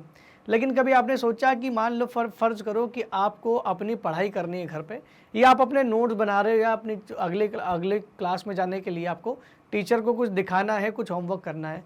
लेकिन फ़र्ज़ करो कि आप होमवर्क लिख रहे हो, बहुत अच्छा होमवर्क देना है, आपको पता है कि जितना अच्छा होमवर्क लिखेंगे या जितना अच्छा उत्तर लिखेंगे उतनी ज़्यादा आपको वाहवाही मिलेगी क्लास में। तो हर एक व्यक्ति, हर एक बच्चा अपनी क्लास में टॉप करने के लिए, अच्छा काम करने की कोशिश करता है। फ़र्ज़ करो कि आप अपने नोट्स बना रहे हो घर पे, और उसी दौरान आपके घर में आपके पिताजी और चाचा जी में बहुत भयंकर लड़ाई चल रही है। अलग अलग होने की बात चल रही है कि हम लोग अलग अलग रहेंगे, अब जॉइंट फैमिली में नहीं रहेंगे। कोई बर्तन फेंक रहा है, कोई कहाँ फेंक रहा है, कोई चिल्ला के, कोई गालियाँ दे रहा है, जो भी हो रहा है। मान लो फ़र्ज़ करो ऐसी कोई सिचुएशन बन गई, तो ऐसी सिचुएशन में क्या आप अपने नोट्स अच्छे से लिख पाओगे? आपके दिमाग में कितना सारा भार रहेगा, कितना सारा डिस्टर्बेंस रहेगा। एक तरफ आपका घर टूट रहा है, एक तरफ आपका घर टूटने वाला है, वहाँ आप बैठ करके नोट्स बना रहे हो। तो ये तो बिल्कुल ऐसी बात होगी कि कोई लोग देखेगा तो बोलेगा ये पागल लोग हैं, ये बच्चा पागल हो गया। जहाँ घर टूटने वाला है, घर में इतना सारा कोलाहल है, शोर मच रहा है, उथल पुथल चल रही है, उसमें भी बच्चा नोट्स बना रहा है। तो क्योंकि उसका नोट्स बनाना उसके भविष्य के लिए सही है। अगर वो नोट्स नहीं बनाएगा तो उसका भविष्य अच्छा नहीं होगा, उसको भी ऐसी सिचुएशन का सामना करना पड़ सकता है। इसलिए वो बच्चे को नोट्स बनाना चाहिए। लेकिन कोई भी बच्चा ऐसे नोट्स नहीं बना सकता, क्योंकि इतनी सारी समस्याएं आपके घर में चल रही हो। फ़र्ज़ करो वो घर हमारा देश है, और हमारे देश में भी वो सारी समस्या चल रही है। दो भाई अलग होने की कगार पर, हिंदुस्तान और पाकिस्तान। देश में लगातार दंगे हो रहे, शोर मचाया जा रहा है, कोई क्या बोल रहा है, कोई क्या बोल रहा है। पूरे देश को ज़रूरत है नेताओं की, और वो नेता कहाँ बैठे हुए? वो नेता संविधान सभा में बैठ करके हमारे देश का संविधान लिख रहे थे। ये भी नहीं पता था कि जो देसी राजाएँ थे, राजा महाराजा की जो देसी रियासतें थी, वो कहाँ जाएगी, वो हिंदुस्तान जाएगी कि पाकिस्तान जाएगी। मैं आपको बता दूं कि जब देश आज़ाद हुआ था तब देश को 3 टुकड़ों में बांटा गया था। पहला जो टुकड़ा था देश का वो बांटा गया था कि पाकिस्तान, दूसरा था भारत, और पाकिस्तान के खुद 2 पाकिस्तान बने थे। उसके अलावा जो तीसरा खेमा था उसमें देसी रियासतों को रखा गया था। 565 देसी रियासतों को अलग रख दिया गया था, ये बोल करके कि आपके पास विकल्प है, आप चाहे तो भारत में मिल सकते हैं, आप चाहे तो पाकिस्तान में मिल सकते हैं, या आप चाहे तो स्वतंत्र देश भी घोषित कर सकते हैं। माउंट बेटन साहब ने यही तो योजना बनाई थी, जिसे माउंट बेटन योजना के नाम से जानते हैं दोस्तों। 4 जुलाई 1947 की वो 4 जून 1947 की आई थिंक योजना है वो। तो 1947 में माउंट बेटन साहब ने एक योजना बना दी थी, और उसी योजना के तहत भारत का विभाजन हुआ था इतने टुकड़ों में। अब देश के लिए समस्या ये थी कि ऐसा संविधान लिखना जिससे आगे ये सारी समस्या ना हो। वो बच्चा जो घर पे नोट्स बना रहा था, सब कुछ होने के बावजूद भी वो वही काम कर रहा था जो उसके भविष्य के लिए सही है। हमारे देश के संविधान सभा के लोग, इतने सारी समस्याएं थी देश में न तो एक समुदाय जिनकी भाषा, न धर्म, न संस्कृति एक थी। हमारे देश में इतने विविधता वाले लोग थे, न भाषा एक थी, न धर्म एक था, न संस्कृति एक थी। ऐसे सभी लोगों के लिए संविधान लिखना था। उस समय देश में भारी उथल पुथल से गुजर रहा था। कुछ लोग पाकिस्तान जा रहे थे, कुछ पाकिस्तान से वापस आ रहे थे, कहीं दंगे हो रहे थे, कहीं ट्रेन भर करके मार करके लोगों को भेज दी गई थी, पाकिस्तान से वह रिटर्न आ गई थी। ऐसा कुछ आपने वाक़ये पढ़े होंगे। भारत पाकिस्तान का बंटवारा तो लगभग तय हो ही गया था, और देसी रियासतों को भी भविष्य का तय नहीं था भाई। देसी रियासतों का भी हमको भरोसा नहीं था, किधर जाएगी, पाकिस्तान की तरफ जाएगी कि हमारी तरफ आएगी, कहाँ जाएगी। वो तो भला हो मिस्टर सरदार पटेल का, जिन्होंने पूरे देसी रियासतों को जोड़ करके भारत का निर्माण किया। उनको भारत का विस्मार्क कहते हैं, लौह पुरुष के नाम से। इसीलिए थोड़ी ना जानते हैं उनको, लौह पुरुष के नाम से इसलिए जानते हैं क्योंकि उन्होंने सारी रियासतों को एक कर दिया था। देश की एकता के प्रतीक थे वो। लेकिन पूरे देश के जो मेन महत्वपूर्ण नेता थे, सारे के सारे संविधान सभा में बैठे हुए थे, और वो बैठ करके देश का भविष्य लिख रहे थे, और उसका नाम था संविधान। क्योंकि इतनी सारी चुनौती होने के बाद भी उन्होंने लिखा, इसका मतलब उनको इस बात की दाद तो देनी पड़ेगी। आज मैं आपको बोलूँ कि अब सरकार नया संविधान लिख रही है तो सरकार के पास कोई चुनौतियाँ नहीं, कोई टेंशन नहीं ज़्यादा कि देश अलग हो रहा है या क्या हो रहा है, चुपचाप आराम से लिख सकती है। लेकिन उस समय की सिचुएशन देखो, जब संसाधन नहीं थे, पता नहीं कि देश किस दिशा में जाएगा, कैसे हम देश को चलाएंगे ये भी नहीं पता था। बस ये पता था कि हम स्वतंत्र हैं और आगे भी स्वतंत्र रहना है, उसके लिए संविधान बनाना था, ऐसा कुछ दिमाग में उनका था। जनता की सामाजिक आर्थिक स्थिति इतनी भयानक थी कि देश में खाने के भी हालत ख़राब थी, गरीबी बेरोजगारी बहुत ज़्यादा थी, अशिक्षा बहुत ज़्यादा थी। लोग गरीबी के उस दौर से गुजर रहे थे जहाँ पर उनको पहनने को कपड़ा नहीं और खाने को अनाज भी नहीं था। लेकिन उस देश से हमने 1950 से उठा करके आज इस कंडीशन पर लेकर के आ गए। क्यों? क्योंकि हमारे देश के पास है हमारा एक इस प्रकार का संविधान जो सभी देश के लोगों को समानता प्रदान करता है। तो संविधान सभा की भूमिका यहाँ पर माननी पड़ेगी कि भाई इतनी सारी चुनौती होने के बाद भी संविधान सभा ने अपना दायित्व पूरा किया। उस बच्चे ने घर में इतनी सारी समस्या होने के बाद भी, लड़ाई चल रही है, घर अलग हो रहा है, उसके बाद भी अपना होमवर्क कंप्लीट किया, क्योंकि उसको अपने भविष्य की चिंता थी। उसको पता है कि उसको लग रहा था कि ऐसा ना हो जाए कि मेरा भविष्य भी इन लोगों के जैसे ही हो जाए, लड़ाइयाँ हो या ऐसा कुछ हो। उससे अच्छा है कि मैं एक अच्छा बेहतर भविष्य चुनूँ जिससे कि मुझे आगे इन समस्याओं का सामना ना करना पड़े। वैसे ही हमारे देश के संविधान सभा के लोगों ने इतनी चुनौती होने के बावजूद भी अपने दायित्व को पूरा किया। एक ऐसा कल्पनाशील दस्तावेज तैयार किया जो देश की राष्ट्रीय एकता और अखंडता को सुनिश्चित रखता था, साथ ही साथ राष्ट्रीय एकता और विविधता के प्रति सम्मान भी रखता था। मतलब सभी धर्मों का सम्मान भी रखा गया। देखो ना, संविधान कितनी अच्छी अच्छी बातें कहता है। तो उस समय जब देश दिमाग में इतना सारा टेंशन भरा हुआ था, तब भी उन्होंने सब लोगों के लिए सोचा। इतनी अच्छा काम करने वाले संविधान सभा थी। गरीब लोगों के लिए सामाजिक आर्थिक सुधार किए गए, गरीबों के लिए उनको ऊपर लाने के लिए आरक्षण की व्यवस्था की गई, गरीबों को ऊपर लाने के लिए उनको शिक्षा में आरक्षण दिया गया, लोकसभा विधानसभा में आरक्षण दिया गया। ये सब क्या था? ये सब आर्थिक और सामाजिक स्थिति को सुधारने का प्रयास था। प्रतिनिधियों के चयन में जनता की भूमिका, उन्होंने ये भी करा था। संविधान में ये काम बड़ा अच्छा हुआ था कि देश में जो भी सरकार आएगी उस सरकार में जिम्मेदारी, सरकार बनाने की जिम्मेदारी उन्होंने जनता पर थोप दी। जनता को दे दिया कि आप ही चुनिए, आप जो आपको सही लगे वो करना चाहिए आपको। उनको पता था कि उस समय देश की जनसंख्या इतनी ज़्यादा शिक्षित नहीं थी, लेकिन फिर भी उनको ये पता था कि जल्द ही शिक्षित हो जाएगी। ज़रूरी नहीं कि आपने स्कूली एजुकेशन लिया हो, आप स्कूल पढ़े हो तभी आप शिक्षित कहलाओगे। अगर आप अपना वोट सही आदमी को दे रहे हो तब भी आप समझदार हो। देखिए, समझदार होने के लिए ज़रूरी नहीं कि आप शिक्षित हों। शिक्षित होना का मतलब ये है कि आपको किताबें पढ़ना जानते हैं, आप अपना भविष्य कैसा होगा ये तय कर सकते हैं। इसका मतलब ये नहीं कि जो पढ़े लिखे नहीं होते वो शिक्षित नहीं होते। उनके पास भी समझ होती है, चीज़ों को परखने की समझ होती है। आपके जो जितने भी पूर्वज रहे हैं उसमें से बहुत सारे लोग ऐसे होंगे जो बिल्कुल भी नहीं पढ़े होंगे, लेकिन फिर भी अपने परिवार को संभाल के रखा। इतनी समझ तो उनमें थी उस समय भी। तो आप समझ सकते हैं इस बात से कि हमारे संविधान सभा के जो लोग थे उन्होंने ये भूमिका किस तरह से अदा की। संविधान सभा में सबसे महत्वपूर्ण आदमी थे जिन्होंने हमारे देश का संविधान लिखा, वो थे भीमराव अंबेडकर साहब। बी आर अम्बेडकर साहब को बड़ी चिंता थी। एक बी आर अम्बेडकर साहब जो थे उनको एक बड़ी चिंता सता रही थी। हालांकि बी आर अम्बेडकर साहब को एक नाम दिया जाता है, वो बोलते हैं उनको कि भारतीय संविधान के जनक या भारतीय संविधान के पिता भी कहा जाता है। लेकिन भीमराव अम्बेडकर का पूरे संविधान में ध्यान एक समुदाय की ओर था, उसका नाम था अनुसूचित जाति और अनुसूचित जनजाति। अनुसूचित जाति और जनजाति यानी गरीबों के प्रति उनका थोड़ा ध्यान ज़्यादा था। और क्यों था? क्योंकि उनको पता था कि सालों से, हजारों सालों से ये एक वर्ग शोषण सह रहा है। इनको ना पढ़ने का अधिकार दिया गया था, ना काम करने का अधिकार दिया गया था, केवल सेवा का अधिकार दिया गया था। दोस्तों, आपने सुना होगा वैदिक काल में 4 वर्ण चलते थे, ब्राह्मण, क्षत्रिय, वैश्य और शूद्र। जो शूद्र थे उनकी स्थिति शुरुआत से ही भयावह थी, शुरुआत से ही गरीबी हालत में थी और शुरुआत से ही बीमारियाँ और ये सारी चीज़ों से उनका जो है उनकी स्थिति शुरू से ही खराब रही थी। लेकिन भीमराव अम्बेडकर चाहते थे कि इस संविधान के माध्यम से इनकी स्थिति में सुधार की जाए। लेकिन फिर भी क्या कारण था कि भीमराव अम्बेडकर साहब को कुछ चिंताएं थी। चिंताएं क्या थी? उन्होंने बोला था, अपने वक्तव्य में कहा भी था, अनुसूचित जाति और जनजाति के लोगों को जागरूक करने के लिए उन्होंने इस बात को जरूर इसमें जिक्र किया है। उन्होंने कहा था कि भले ही संविधान में आपकी रक्षा के लिए हमने कानून बना दिए हो, लेकिन ध्यान रखना जब तक आप जागरूक नहीं होंगे तब तक ये कानून के संचालन करने वाले तब तक अपर कास्ट के लोग ही रहेंगे। अभी भी इसमें हिंदुओं का वर्चस्व है, यानी कानून बने आप लोगों के लिए बनाए गए हो, लेकिन जब तक सत्ता जो सवर्ण हिंदू मतलब अपर कास्ट वाले लोगों के पास में होगी, ऊपरी जाति वाले बड़े बड़े बाहुबलियों के हाथ में होगी, तब तक आपका भला नहीं हो सकता। तो उनको चिंता आई थी, तो उन्होंने बोला कि आपको लोक सेवाओं की तैयारी करना चाहिए और गवर्नमेंट जॉब में भी घुसना चाहिए। जब तक आप गवर्नमेंट जॉब में जाकर के सरकार में हिस्सेदारी नहीं दोगे, आपके अधिकार आपको कब तक मिलेंगे इसका कोई भरोसा नहीं है। हमने आपको अधिकार दिए हैं, हमने आपकी रक्षा के लिए कॉलम जरूर डाले हैं, लेकिन अगर आपने जागरूक होकर के सरकार पे दबाव बनाया नहीं, तो हो सकता है कि भविष्य में इसको जल्द ही खत्म कर दिया जाए, क्योंकि सत्ता अगर बाहुबलियों के हाथ में चली जाएगी तो आपका फिर से वही हाल हो जाएगा जो हजारों सालों से था। इसलिए बार बार वो क्या बोल रहे थे कि अनुसूचित जातियों को लोक सेवाओं में हिस्सा लेना चाहिए, और आज ऐसे ही हो रहा है। अनुसूचित जातियों और जनजातियां बहुत ज़्यादा मात्रा में लोक सेवाओं में मतलब गवर्नमेंट सर्विसेज में हिस्सा ले रही हैं, जो कि उनके लिए सही था। तो अनुसूचित जातियों के लिए सुधारात्मक व्यवस्था जरूर की, लेकिन उनकी चिंता थी कि कानून भले ही हो, लेकिन कानूनों का संचालन सवर्ण का मतलब होता है अपर कास्ट वाले, सवर्ण हिंदुओं के हाथ में है। जब तक इनके हाथ में तब तक आपका भला नहीं हो सकता। आपको ये कानून बनाने की पावर में आपकी हिस्सेदारी रखनी पड़ेगी।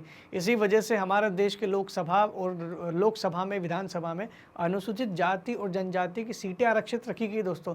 और इन सीटें आरक्षित रखने की वजह से क्या हुआ, आप सीटें तो आरक्षित होगी, अब सीटों के आरक्षण की वजह से हो गया, कम से कम इतने लोग तो जाएंगे।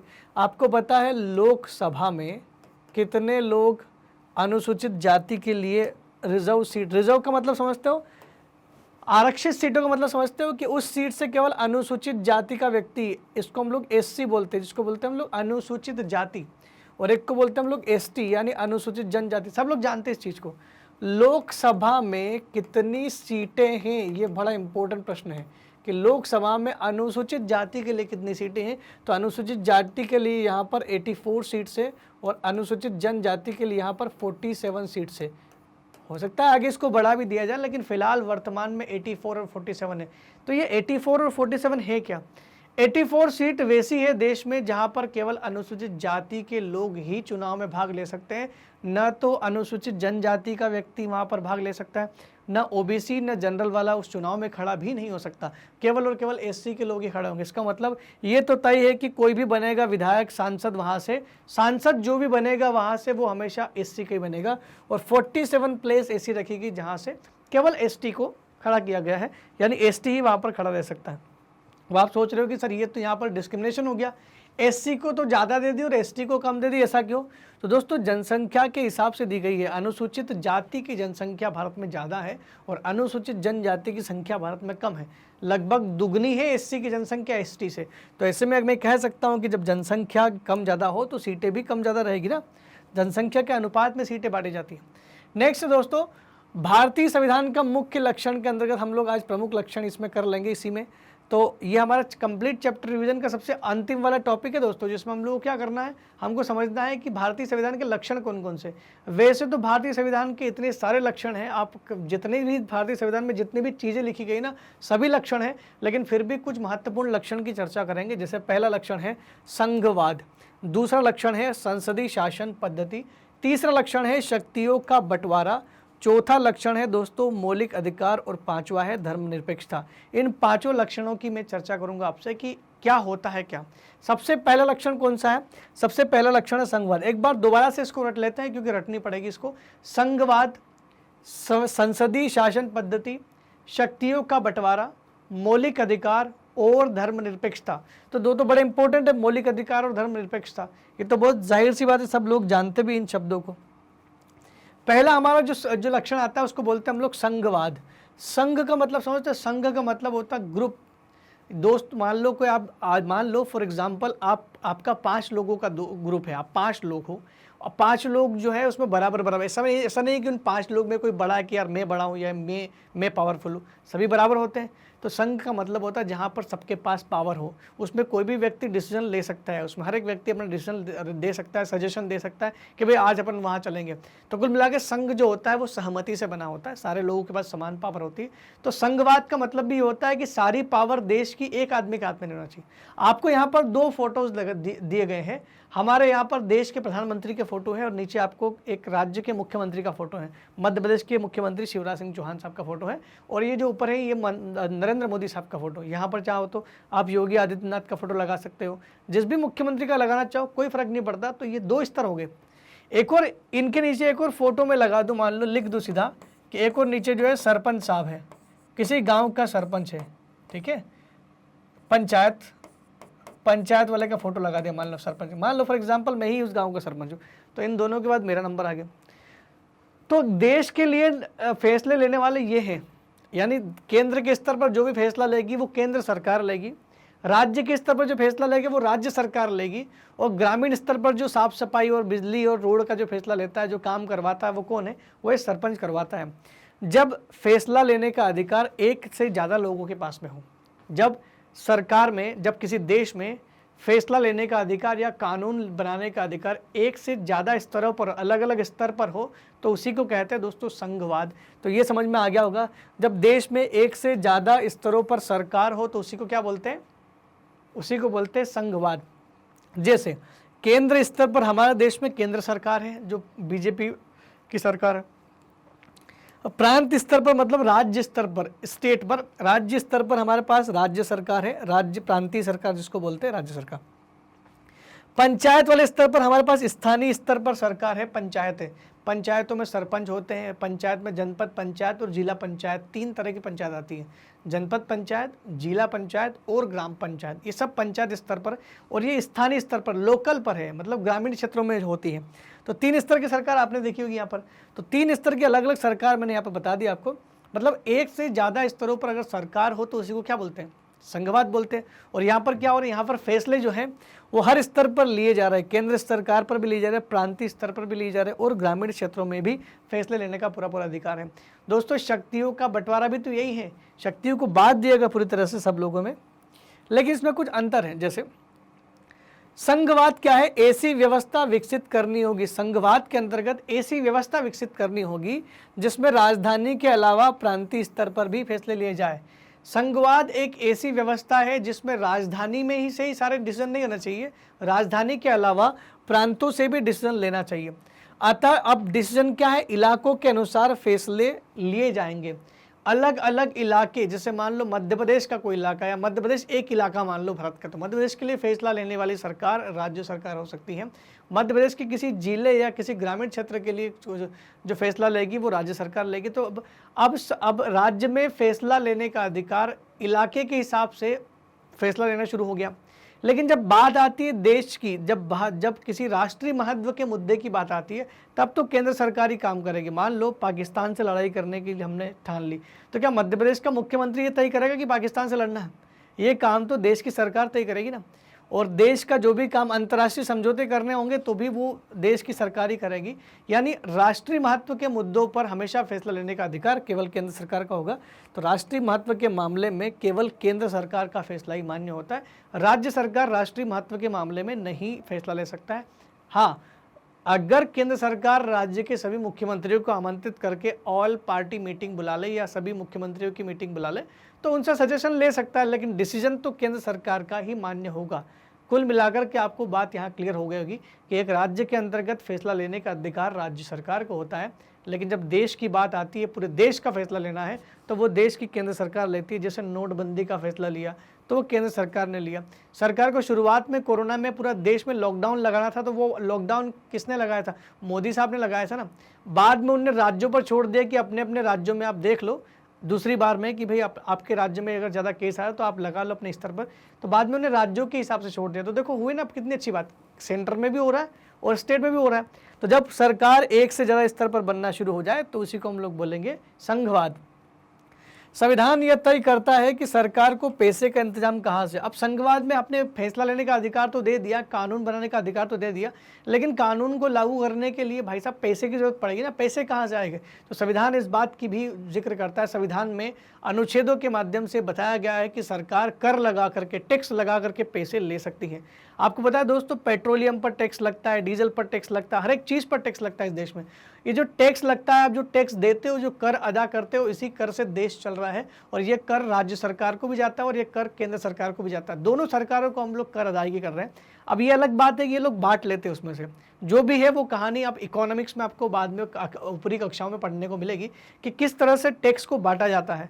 फिलहाल हम लोग इतनी बात करेंगे कि सरकारों को पैसा कहाँ से आता है, इसके बाद भी इसके बारे में भी संविधान बोलता है। हर एक चीज़ पर टैक्स नहीं लगा सकते। टैक्स लगाने के लिए सरकार कानून बनाती है, बिना कानून बना के टैक्स नहीं लगा सकती। एक बड़ा अहम टैक्स आज देश में चल रहा है जिसका नाम जरूर आपने सुना होगा, जीएसटी।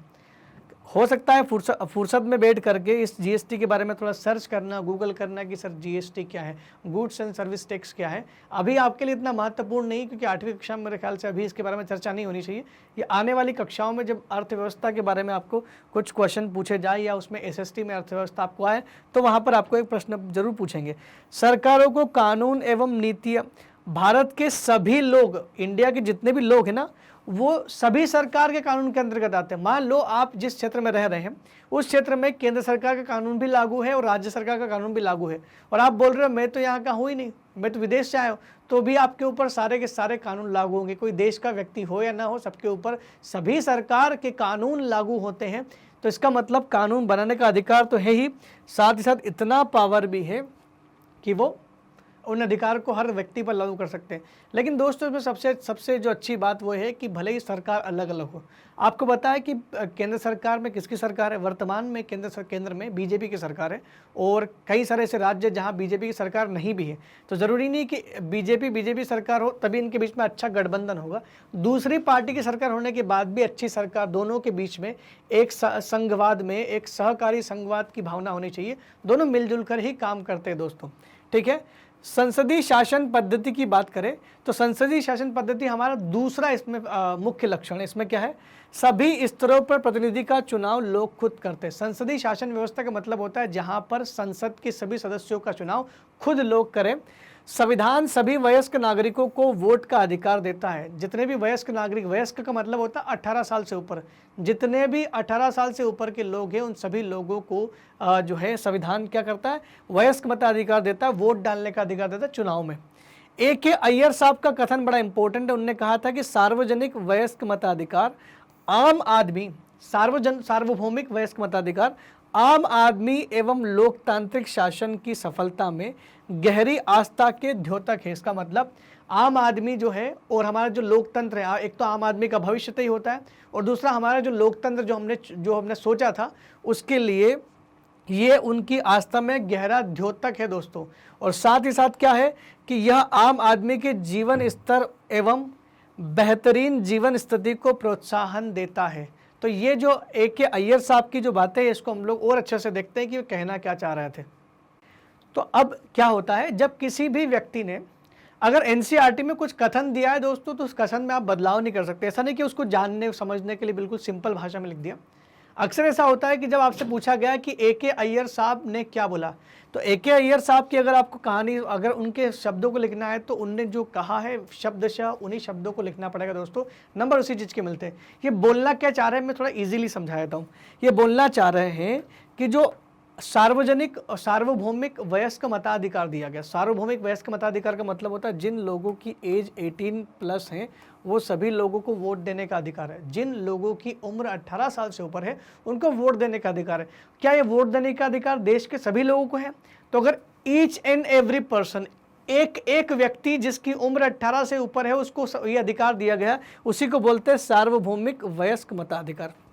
ये क्या बोलता है, ये A.K. अय्यर साहब क्या बोलते हैं कि आम आदमी एवं लोकतांत्रिक शासन की सफलता में एक तो आम आदमी का भविष्य तय हो रहा है उससे, लोकतांत्रिक शासन व्यवस्था, शासन की सफलता। लोकतांत्रिक शासन सफल कैसे होगा? लोकतांत्रिक शासन सफल तब होगा जब लोग अपनी भूमिका अदा करेंगे। तो सार्वभौमिक वयस्क मताधिकार से लोग लोकतांत्रिक शासन में वोट डाल रहे हैं, एक तो ये हो गया। तो उसकी गहरी आस्था का द्योतक है। इसका मतलब हमारे जो आस्था है, हमारे देश की, जो हमारे देश के लोगों का विश्वास है, सरकार पर तो विश्वास करते हैं दोस्तों हम लोग। और ये सरकार कैसी है? ये सरकार लोकतांत्रिक सरकार है और इसी लोकतांत्रिक सरकार में हमारी गहरी आस्था होती है। यह आम आदमी और आम आदमी के जीवन स्तर, सुविधा और बेहतर जीवन की स्थिति को प्रोत्साहन देगी। अब ये कैसे बोल दिया इनने जो बोला है ना कि ये जो सार्वभौमिक वयस्क मताधिकार है, ये किसी आम आदमी के, कोई भी आम आदमी के जीवन स्तर, सुविधा और बेहतर जीवन स्थिति को प्रोत्साहन देगी। कैसे? ये हम तय करते हैं कि सरकार कैसी होनी चाहिए। अगर मैं बोलूं कि मेरे पास वोटिंग राइट्स है तो मैं अपना भविष्य खुद तय कर सकता हूं। मैं ऐसी सरकार को वोट दूंगा जो लोगों को ऊपर उठाने का काम करेगी, जो इस देश में गरीबी हटाने का काम करेगी, इस देश में बेरोजगारी हटाने का काम करेगी। जाहिर सी बात है कि आम आदमी के पास चुनाव का बहुत अच्छा विकल्प है, तो हम लोग क्यों ना ऐसी पार्टी को लेकर के आए जो पार्टी बिल्कुल भी भ्रष्टाचारी ना हो, जो पार्टी इतनी अच्छी हो, जिन पार्टी के लोग इतने अच्छे हो कि केवल देश के विकास के लिए ही सोचते हो और हम लोगों के बारे में ही सोचते हो, क्योंकि हम लोग टैक्स पे कर रहे होते हैं। ऐसे में हमारे जीवन स्तर की सुविधा और बेहतर स्थिति जो होना चाहिए, जैसे वर्तमान में जो सरकार है या इससे पहले वाली सरकार भी थी, सबने अच्छा काम किया है, इसमें बिल्कुल भी शक नहीं किया जा सकता कि सरकार अच्छा काम नहीं कर रही है। दोस्तों, हमारे देश में सरकार आपको घर बना के भी दे देती है। जो लोग गरीब व्यक्ति है उनके जीवन स्तर में सुविधा और बेहतर जीवन स्थिति का मतलब क्या होता है? बेहतर जीवन स्थिति मतलब रहने के लिए घर दे रही है, खाने के लिए आपके पास अन्न नहीं है तो सरकार 1 रुपये 2 रुपये किलो में गेहूं चावल दे रही है। 1 रुपये 2 रुपये किलो में कहीं मिलता है क्या? हमारे देश की सरकार देती है। आपके पास रोजगार नहीं है, मनरेगा नाम की स्कीम चला के रखी है सरकार ने, और 100 दिन का, पूरे साल में 100 दिन का गारंटेड रोजगार देती है सरकार। गरीब लोगों के लिए ये योजना है और हर दिन का 172 रुपये भी पे करती है। ये सरकार की योजना है, 2006 से चल रही है, बहुत अच्छी योजना है। मनरेगा, महात्मा गांधी नरेगा के नाम से जानते हैं इसको। इसमें क्या है? गारंटी दी गई है कि सरकार आपको रोजगार की गारंटी देती है। अगर आपको सरकार रोजगार नहीं दे पाएगी तो बेरोजगारी भत्ता देंगे, हर महीने आपको कुछ रुपए देंगे आपको कि भाई हाँ आपका घर चल जाए। और क्या चाहिए आपको? इतना सरकार दे रही है, तो इसका मतलब क्या है? ये सार्वभौमिक वयस्क मताधिकार ही तो है जो हमें ये सब तय करने का मौका देता है। तो सरकार इतनी अच्छी चुनिए जो आपके भविष्य को उज्जवल बना दे, ये AK अय्यर साहब कहना चाह रहे हैं। तो यहाँ तक आपको बात बहुत आसानी से समझ में आ गई होगी। तो वयस्क मताधिकार है क्या एक्चुअल में? वयस्क मताधिकार के साथ में एक शब्द जोड़ा जाता है, उसको बोलते हैं हम लोग सार्वभौमिक वयस्क मताधिकार। सार्वभौमिक वयस्क मताधिकार, ये तो समझते होंगे आप कि सार्वभौमिक वयस्क मताधिकार मतलब हर वो व्यक्ति जिसकी उम्र, हर वो व्यक्ति से मतलब हर वो नागरिक, हर व्यक्ति को नहीं देते। पता चला कि पाकिस्तान से कोई इंडिया में आया और 20 साल का होगा, वो बोला कि मैं भी वोट डालूंगा, मेरा उम्र भी 18 से ऊपर है। तो किन किन को वोट डालने का अधिकार? वो जो भारत का नागरिक है, जिसने भारत में जन्म लिया है, और जो भारत का नागरिक है वही व्यक्ति डाल सकता है वोट, जिसकी एज क्या होनी चाहिए? 18+ एज होना चाहिए, 18 से ज़्यादा उसकी उम्र होना चाहिए। आपको पता है 1989 वो साल है जिससे पहले हमारे देश में वोट डालने की उम्र 21 साल थी। पहले 21 साल का व्यक्ति वोट डाल सकता था, लेकिन 1989 में बदलाव किया गया और 61वां संशोधन किया गया संविधान में। 61 नंबर का संशोधन कर दिया संविधान में, और क्या किया गया? वोट डालने की उम्र को 18 कर दिया गया। अब 18 साल का व्यक्ति ही वोट डाल सकता है। अब आप सोच रहे होंगे ऐसा क्यों? हो सकता है कि उन लोगों को ये लग रहा था कि पहले 21 साल का व्यक्ति ही समझ रखता होगा राजनीति की, लेकिन आज ज़माना बदल चुका है, पढ़ाई का स्तर इतना अच्छा हो गया कि 18 साल के बाद ही बच्चा समझ जाता है कि कौन सही है या कौन गलत है, किस पार्टी को वोट देना चाहिए या कौन देश के लिए अच्छा काम कर रहा है। वो खुद ही इतनी किताबें पढ़ता है ना, हम लोग इतनी NCERTs पढ़ रहे हैं, 8वीं क्लास में इतनी सारी चीज़ें पढ़ लेते हैं हम लोग। जब आप 8वीं क्लास में हो तो आपकी उम्र अभी 18 साल तो नहीं हुई होगी। जब 18 साल की उम्र होगी तब आप खुद समझ जाओगे, इतनी NCERTs पढ़ी है तो आप खुद समझ जाओगे नहीं, सरकार तो वैसी होनी चाहिए जो हमारा भविष्य तय कर सके, जिसके साथ हमारा भविष्य जुड़ा हो, जो हमें सिक्योरिटी, सुरक्षा प्रदान करे। दोस्तों, हम लोग न तो अफगानिस्तान में है, न पाकिस्तान में है, न यूक्रेन में है, न सीरिया में है, न कोई ऐसे देश में है यमन वम जहाँ पर हमले होते रहते, आए दिन लड़ाई होती, न ही हम लोग अफ्रीका के किसी देश में है। हम दुनिया के सबसे सेफ और सिक्योर देश भारत में निवास करते हैं, जहाँ पर एक अच्छा संविधान है और जहाँ की सरकारें बहुत अच्छा देश के लिए कर रही है। तो वहाँ के लोगों को भी देश में योगदान देना चाहिए। इसीलिए हमें शुक्रगुजार होना चाहिए कि हम इस देश में पैदा हुए हैं। वयस्क मताधिकार की बात करें तो एक तो ये क्या करता है? लोकतांत्रिक सोच को प्रोत्साहन देता है। लोकतांत्रिक सोच मतलब क्या है? लोकतंत्र का मतलब होता है जहां लोग स्वयं अपने नेता को चुने। तो जब लोग स्वयं अपने नेता को चुन रहे हैं और वयस्क मताधिकार अपने दे दिया है तो लोकतांत्रिक सोच को बढ़ावा देगा ना, तो कि भाई हाँ यार, देश तो बड़ा अच्छा है, यहाँ पर लोगों के पास लोकतांत्रिक सोच। चाइना के पास संविधान है लेकिन लोकतंत्र नहीं, वो चाइना भले ही बोलता है कि मैं डेमोक्रेसी हूँ, लेकिन China is not a democracy. दुनिया की सबसे बड़ी डेमोक्रेसी हम ही हैं। India is the largest democracy, क्योंकि यहाँ पर ये लोकतंत्र भी है और जनसंख्या भी सबसे ज़्यादा है। चाइना से कम है, लेकिन चाइना डेमोक्रेसी नहीं है। क्यों नहीं है? क्योंकि चाइना में लोगों को वोट देने का अधिकार ही नहीं दोस्तों। सोचो, आपसे आपका वोट देने का अधिकार छीन जाए कि आपको कैसा लगेगा? अरे एक ही तो अधिकार था सरकार को झुकाने का। 5 साल में सरकार के लोग आकर के हाथ जोड़ते थे, किस वजह से? इसकी वजह से ना, ये भी आपने छीन लिया। तो फिर सरकार कैसी होगी? कौन देश में राज करेगा? कैसा टैक्स लगाएंगे? पेट्रोल के प्राइस कितने हो जाएंगे? कोई भरोसा नहीं। क्यों? क्योंकि सरकार बनाने का जिम्मा आपके हाथ में नहीं है। जब सरकार को बनाने का जिम्मा हमारे हाथ में है, तो ये चीज़ एक क्या करती है? लोकतांत्रिक सोच को बढ़ावा देती है। दूसरा, हर एक व्यक्ति को हमारे देश में, चाहे वो कैसा ही हो, कोई फर्क नहीं पड़ता किस जाति का हो, किसी धर्म का हो, चाहे महिला हो चाहे पुरुष हो, सबको वोट डालने का अधिकार है और इक्वल वोट डालने का अधिकार है। महिला को अगर एक वोट डालने का अधिकार है, तो कोई अमीर से अमीर पुरुष भी क्यों ना हो, चाहे वो बड़ा से बड़ा अंबानी साहब क्यों ना हो या कोई टाटा साहब क्यों ना हो, उनको भी एक ही वोट डालने का अधिकार मिलता है दोस्तों एक चुनाव में। तो ये इक्वालिटी तो है, तो ये भेदभाव को खत्म कर देता है वयस्क मताधिकार। जाति, वर्ग, लिंग के आधार पर जो ऊंच नीच है वो भी खत्म हो जाएगी। क्यों? क्योंकि सभी लोगों का बराबर हिस्सा रहा है सरकार पर, तो सरकार सभी लोगों के बारे में सोचेगी। ये थोड़ी सोचेगी कि वो अमीर आदमी के पास ज़्यादा पावर थी, उसने तो मुझे 1000 वोट अकेले ने डाल दिए थे, लेकिन गरीब लोगों से तो एक वोट, आधे वोट भी नहीं मिले। तो ऐसा नहीं होता है, हर एक व्यक्ति के पास बराबर वोट होता है। इस वजह से ऊंच नीच की भावना खत्म हो जाएगी। सार्वभौमिक वयस्क मताधिकार का मतलब चुनाव में लोगों की सीधी भूमिका से है। सार्वभौमिक वयस्क मताधिकार से मतलब है कि चुनाव में सीधे वोट करते हैं, लोगों के वोटों से सरकार जीतती है। प्रत्येक व्यक्ति चुनाव लड़ सकता है, चाहे वह किसी पृष्ठभूमि का हो। हर एक व्यक्ति चुनाव लड़ सकता है, चाहे वह किसी पृष्ठभूमि से, मतलब ये नहीं कि वो कातिल है, जिसने मर्डर किया है, कोई अपराधी नहीं। पृष्ठभूमि का मतलब किसी जाति, किसी धर्म, लिंग, गरीब या अमीर, ये कुछ चीज़ नहीं देखती। हर एक व्यक्ति देश में चुनाव लड़ सकता है। हर एक व्यक्ति को, अनुसूचित जाति या जनजाति का भी क्यों ना हो, वो चुनाव लड़ सकता है और डेफिनेटली लड़ते ही है, क्योंकि उसमें रिजर्वेशन भी तो है, बहुत सारी सीटें वहाँ पर आप ही को लड़ना है। शक्तियों का बंटवारा, ये तीसरा हमारा इसमें लक्षण है। संविधान का जो तीसरा लक्षण वो क्या है? वो है शक्तियों का बंटवारा। शक्तियों का बांट दिया जाए। शक्तियों का बंटवारा तो समझते होंगे ना, अब घर में बंटवारा होता ही है। जब बंटवारा होता है, या मान लो काम का बंटवारा कर दिया, मान लो किसी घर में शादी हो रही है, तो शादी होता है तो क्या होता है, अलग अलग लोगों को अलग अलग काम बांट दिया जाता है। किसी को बोलते हैं कि आप डेकोरेशन का काम संभालोगे, किसी को बोल दिया कि आप पूरा खाने का काम संभालोगे, किसी को बोल दिया कि आप पूरे बारात का जो स्वागत है वो काम संभालोगे। तो 3 लोगों को अलग अलग काम सौंप दिया, तो 3 लोग अलग अलग काम कर रहे हैं, तो बेहतर तरीके से करेंगे। दोस्तों यही कारण है कि देश में शक्तियों का बंटवारा किया गया और सरकार के 3 अंग है। ऐसा नहीं, अगर मैं आपसे बोल दूं कि राजा का जब शासन चलता था ना देश में, राजा, तो उस समय क्या होता था? राजा ही कानून बनाता था। कानून बनाता कौन था? राजा ही। और राजा ही कानून लागू करता था। कानून को लागू करने वाला भी कौन था? राजा। और कोई गलत करता था तो सजा भी कौन देता था?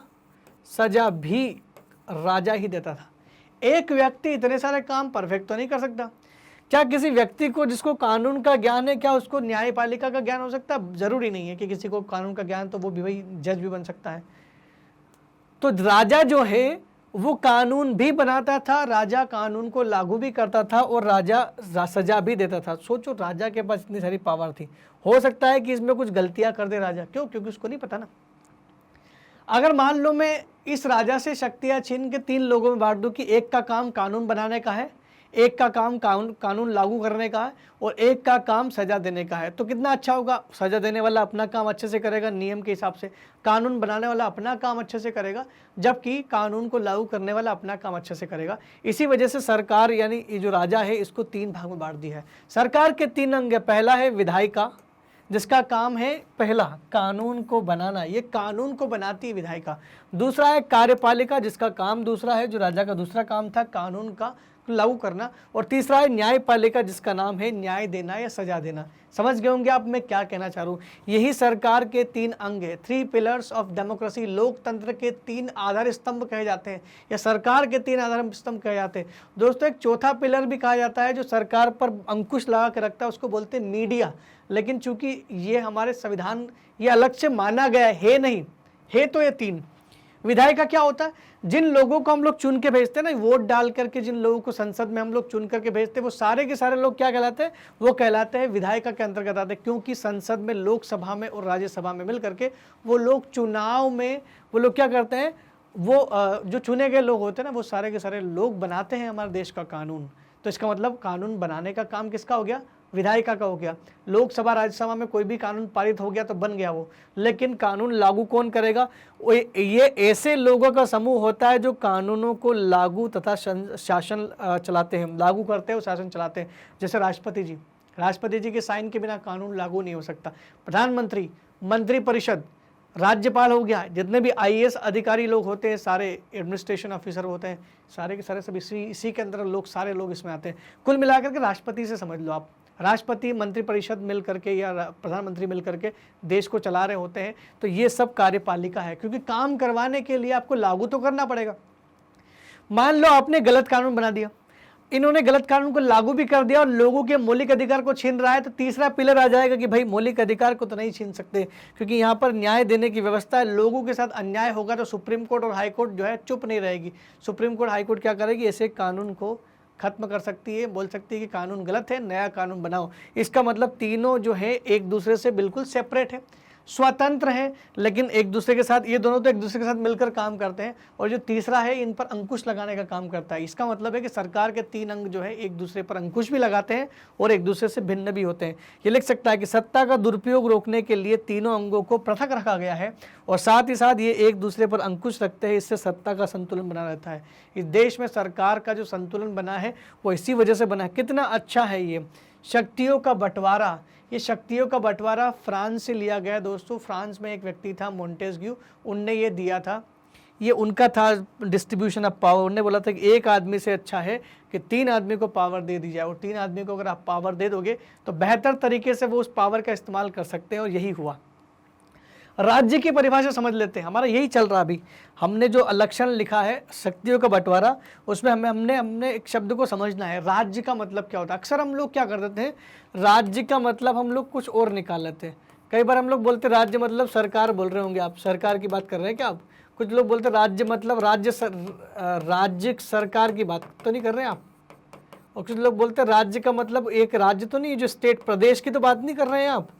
3 मतलब निकल जाते हैं इसके। लेकिन दोस्तों राज्य का मतलब इस संविधान में इन तीनों शब्दों से नहीं है।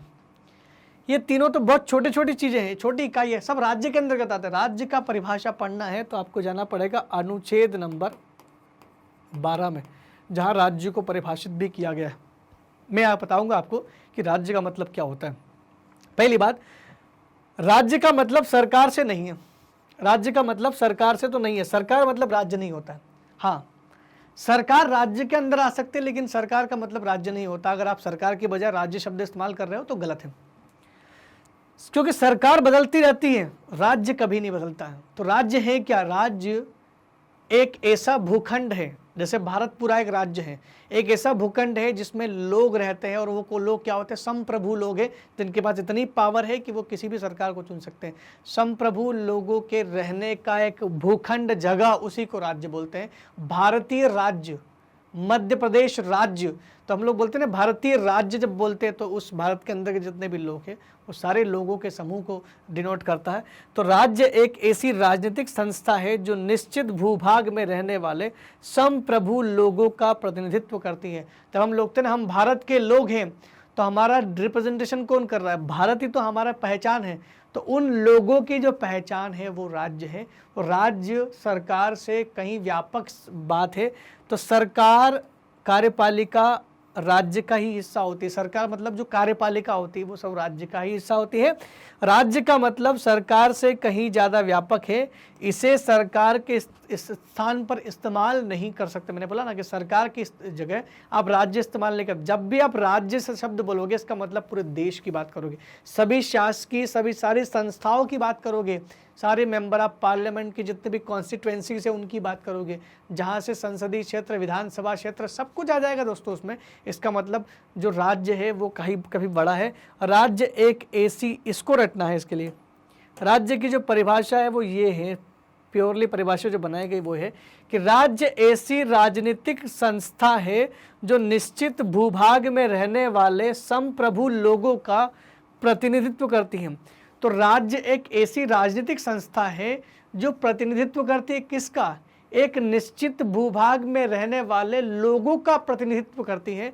उसी राज्य की, उसी राजनीतिक संस्था को हम लोग बोलते हैं राज्य। तो राज्य सरकार से काफ़ी बड़ा होता है, इस चीज़ को आपको ध्यान में रखना पड़ेगा। नेक्स्ट आपके मौलिक अधिकार। मौलिक अधिकार के बारे में तो अच्छे से चर्चा हमने जो है हमारे कॉन्सेप्ट वीडियो में मैंने पूरे अच्छे से इसको बताया है, वहाँ जाकर के आप अच्छे से इसको और पढ़ सकते हैं। यहाँ पर हम लोग केवल इसके बारे में पढ़ेंगे कि मौलिक अधिकार करते क्या हैं। मौलिक अधिकार को भारतीय संविधान की अंतरात्मा कहा गया, क्योंकि मौलिक अधिकार अगर नहीं होंगे तो ये फिर संविधान बनाने का मतलब ही क्या हुआ। इस देश का संविधान बनाने का मेन उद्देश्य लोगों को अधिकार देना था, और लोगों को सब तरह का अधिकार में से सबसे महत्वपूर्ण अधिकार जो है वो मौलिक अधिकार है, जो जीवन जीने के लिए जरूरी है। अगर लोगों को जीवन जीने से ही रोक दिया जाए तो फिर वो कैसे जीवन जिएगा। तो हमें जीवन जीने के लिए, हम लोग जो आज स्वतंत्रता का जीवन जी रहे हैं इस देश में, वो सब है बिकॉज ऑफ मौलिक अधिकार। ये सत्ता के मनमाने और निरंकुशता से बचाते हैं। सत्ता के मनमानेपन से, मनमाना मतलब होता है सरकार हमारी परवाह किए बिना फैसला ले रही है, तो सरकार को हम लोग ऐसा करने नहीं देंगे। मनमाने फैसले लेने से हम लोग सरकार को रोक सकते हैं, क्योंकि बोलेंगे कि भाई आप जो फैसला ले रहे हैं ये हमारे मौलिक अधिकार के संगत नहीं बैठता है, हमारे मौलिक अधिकार का उल्लंघन कर रहा है, ये हम इसके खिलाफ सुप्रीम कोर्ट में याचिका दाखिल करेंगे।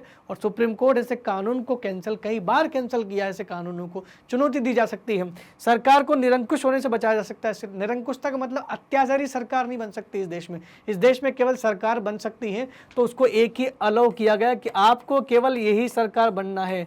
आप हमारे देश में अगर हो तो आपके पास एक ही ऑप्शन है, आप बन सकते हैं केवल कल्याणकारी सरकार, न तो आप निरंकुश या मनमानी सरकार नहीं बन सकते। आप मनमाना काम नहीं कर सकते। आपको केवल जनता का भला करने के लिए चुना गया, तभी तो उनको पावर दिया आपको चुनने का। तो इस देश में सरकार का जो स्वरूप है वो कल्याणकारी होना चाहिए, और है भी दोस्तों, क्योंकि आपने देखा होगा कि सरकार, अगर किसान की फसल खराब हो रही है तो सरकार को उसमें कोई रोल नहीं होना चाहिए, लेकिन फिर भी सरकार क्या करती है, किसानों को मुआवजा देती है, किसानों को बीमा देती है। कितना अच्छा सपोर्ट कर रही थी सरकार। आपके घर में गैस सिलेंडर नहीं था, सरकार ने उज्ज्वला योजना के माध्यम से गरीबों को free of cost gas cylinder दे दिए। गैस सिलेंडर दोस्तों बहुत महंगा आता है, सरकार सब्सिडी दे करके उसको कम करती है। अब आप सोच रहे हो कि सर उसके बाद भी तो 1000 रुपये का आता है, लेकिन फिर भी अगर सरकार सब्सिडी हटा दे तो और महंगा हो सकता है, क्योंकि सरकार सब्सिडी दे करके थोड़ा कम करती है उसको। किसानों को जब उर्वरक दिए जाते हैं ना, यूरिया का जो कहा जाता है दोस्तों, वो भी इसमें से बहुत सारी चीज़ें विदेशों से आयात की जाती है और बहुत महंगा होता है, लेकिन सरकार उसमें सब्सिडी दे करके अपना हिस्सा लगा करके आपके लिए कम में प्रोवाइड कर रही है। तो सरकार तो कल्याणकारी हुई ना। सरकार मनमाना दाम कहाँ वसूल रही है, सरकार निरंकुश भी नहीं कही जा रही है, सरकार कल्याणकारी ही है। संविधान राज्य और अन्य व्यक्तियों के समक्ष व्यक्तियों के अधिकारों की रक्षा करता है। संविधान हमारी रक्षा तो करता है, लेकिन किससे रक्षा करता है? ये संविधान ये मौलिक अधिकार देकर के हमारी रक्षा किससे करता है? एक तो हमारी रक्षा राज्य से करता है। राज्य मतलब पूरा देश में चाहे कोई संस्था हो, गवर्नमेंट संस्था हो, चाहे सरकार खुद हो, कोई भी आपका मौलिक अधिकार का हनन नहीं कर सकता, और न ही कोई पर्सनल व्यक्ति भी आपके मौलिक अधिकार का हनन नहीं कर सकता। इन सब चीज़ों से ये संविधान हमें बचाता है। तो कितनी अच्छी चीज़ होगी संविधान। अल्पसंख्यकों के लिए भी संविधान बहुत कारगर है दोस्तों। अल्पसंख्यक क्या होते हैं? जिनकी संख्या देश में कम हो, चाहे वो धार्मिक लोग हो, चाहे वो भाषा के आधार पर हो। भाषा और धर्म के आधार पर इस देश में अल्पसंख्यकों को माना जाता है। तो अल्पसंख्यकों के अधिकार की बात करें तो क्यों अधिकार दिए गए? क्योंकि बहुसंख्यकों से अल्पसंख्यकों के अधिकार की रक्षा का आश्वासन संविधान खुद देता है, कि ऐसा नहीं कि बहुसंख्यक लोग अल्पसंख्यकों का खात्मा कर दें। ऐसा कई देश में देखा गया। इवन पाकिस्तान एक ऐसा उदाहरण है जहाँ पर बहुसंख्यक मुस्लिमों ने वहाँ के जो हिंदू हैं अल्पसंख्यक, उन लोगों को लगातार प्रताड़ित किया और लगभग उनकी संख्या में कमी आ गई। ऐसा हमारे देश में ना हो कि हिंदू की संख्या ज़्यादा तो मुस्लिम के साथ ऐसा ना करे। इसको देखते हुए संविधान ने आश्वासन दिया है कि हम आपकी रक्षा करेंगे। बहुसंख्यकों से अल्पसंख्यकों की रक्षा के लिए आर्टिकल 29 और आर्टिकल 30 में, अनुच्छेद 29 और 30 में प्रावधान किया गया है कि उनको यहाँ पर बचाया जाए। अंबेडकर की बात करते हैं। डॉक्टर अंबेडकर साहब बोलते हैं कि मौलिक अधिकार दोहरे उद्देश्य रखते हैं। मौलिक अधिकार के दो उद्देश्य। एक तो ये कि मौलिक अधिकार नागरिकों द्वारा दावेदारी की जा सकती, मतलब मौलिक अधिकार का अगर हनन होता है तो नागरिक दावेदारी कर सकता है कि भाई मेरा मौलिक अधिकार हनन हो रहा है, ये मुझे वापस मिलना चाहिए। इसका मतलब मौलिक अधिकार के साथ कुछ गलत हुआ है, मौलिक अधिकार छीने गए हैं, तो आप उसका दावा कर सकते हो, सुप्रीम कोर्ट, हाई कोर्ट में जाकर के चैलेंज कर सकते हो। वहीं उस सत्ता व संस्था को बाध्यकारी पर बाध्यकारी है जो कानून का निर्माण करती है। मौलिक अधिकार उस संस्था पर भी बाध्यकारी बनाए गए हैं जो कानून का निर्माण करती है। जैसे कौन कर रही है, जैसे हमारे देश में संसद कानून बना रही है, तो संसद कानून बनाते समय ये भी ध्यान रखेगी कि उसके द्वारा कानून बनाया जो जाता है वो किसका उल्लंघन न करे, मौलिक अधिकार का उल्लंघन न करे। दोस्तों, हमारे देश के संविधान में अनुच्छेद नंबर 13 बहुत अच्छा है। उसमें लिखा गया है कि यदि मान लो केंद्र सरकार या राज्य सरकार कोई ऐसा कानून बनाती है जो मौलिक अधिकार को उल्लंघन करता है या मौलिक अधिकार में कटौती करता है, जो उसको अगर बदलाव करने का कोशिश करता है, तो ऐसे में सुप्रीम कोर्ट और हाई कोर्ट मिल करके, चाहे सुप्रीम कोर्ट हो या हाई कोर्ट हो, ऐसे कानून को नल एंड वॉइड घोषित कर सकती है। मतलब ऐसे कानून को सुप्रीम कोर्ट, हाई कोर्ट यानी न्यायपालिका ऐसे कानून को जो मौलिक अधिकार का उल्लंघन कर रहा है अवैध घोषित कर सकती है। दोस्तों, अनकॉन्स्टिट्यूशनल, असंवैधानिक घोषित कर सकती है। मतलब वो कानून मान्य ही नहीं होगा। इसका मतलब ये उस सत्ता व संस्था पर भी बाध्यकारी होंगे जो खुद कानून बना रहे हैं। तो कितने अच्छे मौलिक अधिकार, एक तो आप दावेदारी कर सकते हैं, अपने मौलिक अधिकार का उल्लंघन हुआ तो खुद उसके लिए कहीं भी जा सकते। दूसरा है सरकार पर भी बाध्यकारी होते हैं। राज्य के नीति निर्देशक तत्व, ये मौलिक अधिकार से जुड़ा हुआ मामला है। मौलिक अधिकार जो है आपके भाग 3 में दिए गए हैं। वहीं भाग 4 अगर आप पढ़ेंगे ना संविधान का, जब हमको जरूरत पड़ेगी, इसको हम लोग जरूर पढ़ेंगे, तो उसमें आपको नीति निर्देशक तत्वों के बारे में बताया गया। ये मौलिक अधिकार से कमज़ोर नहीं है, ये उनके बराबर का दर्जा रखते हैं, लेकिन बशर्त है कि इनके लिए आप सुप्रीम कोर्ट में नहीं जा सकते, इसकी दावेदारी नहीं की जा सकती, क्योंकि अभी सरकार की इच्छा शक्ति पर छोड़ा गया है। मौलिक अधिकार के बाद एक खंड में रखे गए, ये मौलिक अधिकार के बाद एक दूसरे खंड में रखे गए हैं। सामाजिक आर्थिक सुधार को लाने के लिए इसको जोड़ा गया था। देश में गरीबी और ये जो असमानता फैली हुई, इसको कम करने के लिए सरकार कैसी होना चाहिए, सरकार के दायित्व को यहाँ पर लिखा गया है। सरकार को क्या क्या काम करना चाहिए, सब राज्य के नीति निर्देशक तत्व बताते हैं। इसका मतलब जब भी सरकार कोई नीति या नीति का निर्माण करेगी, जब भी कोई पॉलिसी बनाएगी, तब अपने सामने इन तत्वों को रखना जरूरी है सरकार को। ये उनको मार्गदर्शन देते हैं। गरीबी दूर करने के लिए कानून व नीतियां बनाते समय इन सिद्धांतों को मार्गदर्शक के रूप में सामने रखा जाना चाहिए। समझ में आ गया आपको? तो ये वो चीज़ है जो आपको जो ये वो राज्य के नीति निर्देशक तत्व है जो सरकार को गाइड करते हैं, मार्गदर्शन देते हैं कि भाई आगे आपको ये काम करना है। यहाँ तक आपको बात में समझ में आ गई है। आपका जो अंतिम जो लक्षण है वो है धर्मनिरपेक्षता, जिसके बारे में आपका पूरा चैप्टर नंबर 2 है। चैप्टर नंबर 2 में पूरा ही धर्मनिरपेक्षता पढ़ने वाले दोस्तों हम लोग। धर्मनिरपेक्ष राज्य का मतलब होता है जो किसी धर्म को राजकीय धर्म के रूप में बढ़ावा नहीं देता हो आधिकारिक तौर पर।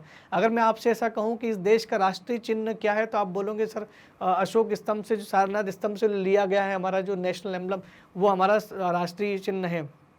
आप बता दोगे कि अशोक स्तंभ जो था उससे जो लिया गया है वो राष्ट्रीय चिन्ह है, तो आप बोल सकते हो। आपको बोलूँगा राष्ट्रीय पशु क्या है, आप बोल दोगे सर बाघ हमारा राष्ट्रीय पशु है। आपसे मैं पूछा पक्षी कौन है, आप बोल दोगे, तुरंत नाम बता दोगे। आपसे मैं राष्ट्रीय ध्वज का नाम पूछूंगा, आप बता दोगे। राष्ट्रगान का नाम पूछूंगा, आप बता दोगे। लेकिन अगर आपसे मैं ऐसा पूछूं कि बताइए इस देश का राष्ट्रीय धर्म कौन सा है, तो शायद आपके पास उत्तर नहीं होगा। और अगर आपके पास उत्तर नहीं भी है तो आप बिल्कुल सही है, क्योंकि इसका उत्तर है ही नहीं। हमारा देश का कोई राष्ट्रीय धर्म नहीं है। हमारे देश में किसी भी धर्म को आधिकारिक रूप तौर पर मान्यता प्रदान नहीं की गई। इसका मतलब देश का कोई भी धर्म नहीं होगा। देश में सभी धर्म समान होंगे। आधिकारिक तौर पर कोई भी धर्म हमारे देश का राजकीय धर्म नहीं हो सकता। इसीलिए देश को क्या बोला गया है, देश को बोला गया कि राज्य जो है हमारा वो क्या होगा, देश धर्मनिरपेक्ष राज्य होना चाहिए, ऐसा कुछ है। तो दोस्तों हमारा ये हो जाता है यहाँ पर कंप्लीट चैप्टर रिवीजन खत्म। दोस्तों अगर आपको हमारे वीडियो सीक्वेंस में यानी सीरीज में लगातार एक के बाद एक चैप्टर वाइज नहीं मिल रहे हैं, तो उसके लिए घबराने की जरूरत नहीं है। magnetbrains.com करके आप वेबसाइट पर जाइए। जैसे ही आप गूगल पर magnetbrains.com सर्च करोगे, आपको ऐसा एक विंडो ओपन होता दिखाई देगा, जिसमें आपको CBSE हिंदी मीडियम को क्लिक करना है। दोस्तों CBSE हिंदी मीडियम को क्लिक करेंगे तो आपको यहाँ पर क्लास 8 दिखाई देगा। सारी क्लास दिखाई देगी, लेकिन आपको ध्यान क्लास 8 पर देना है, क्योंकि आप क्लास 8 के विद्यार्थी हो। जैसे ही क्लास 8 पर क्लिक किया, आपके सामने 4 टीचर आ जाएंगे जो आपको अलग अलग सब्जेक्ट पढ़ा रहे हैं। आपके सारे सब्जेक्ट कवर हो जाएंगे। उसमें से सामाजिक विज्ञान अगर आपको देखना है तो वॉच नाउ पर क्लिक कीजिए।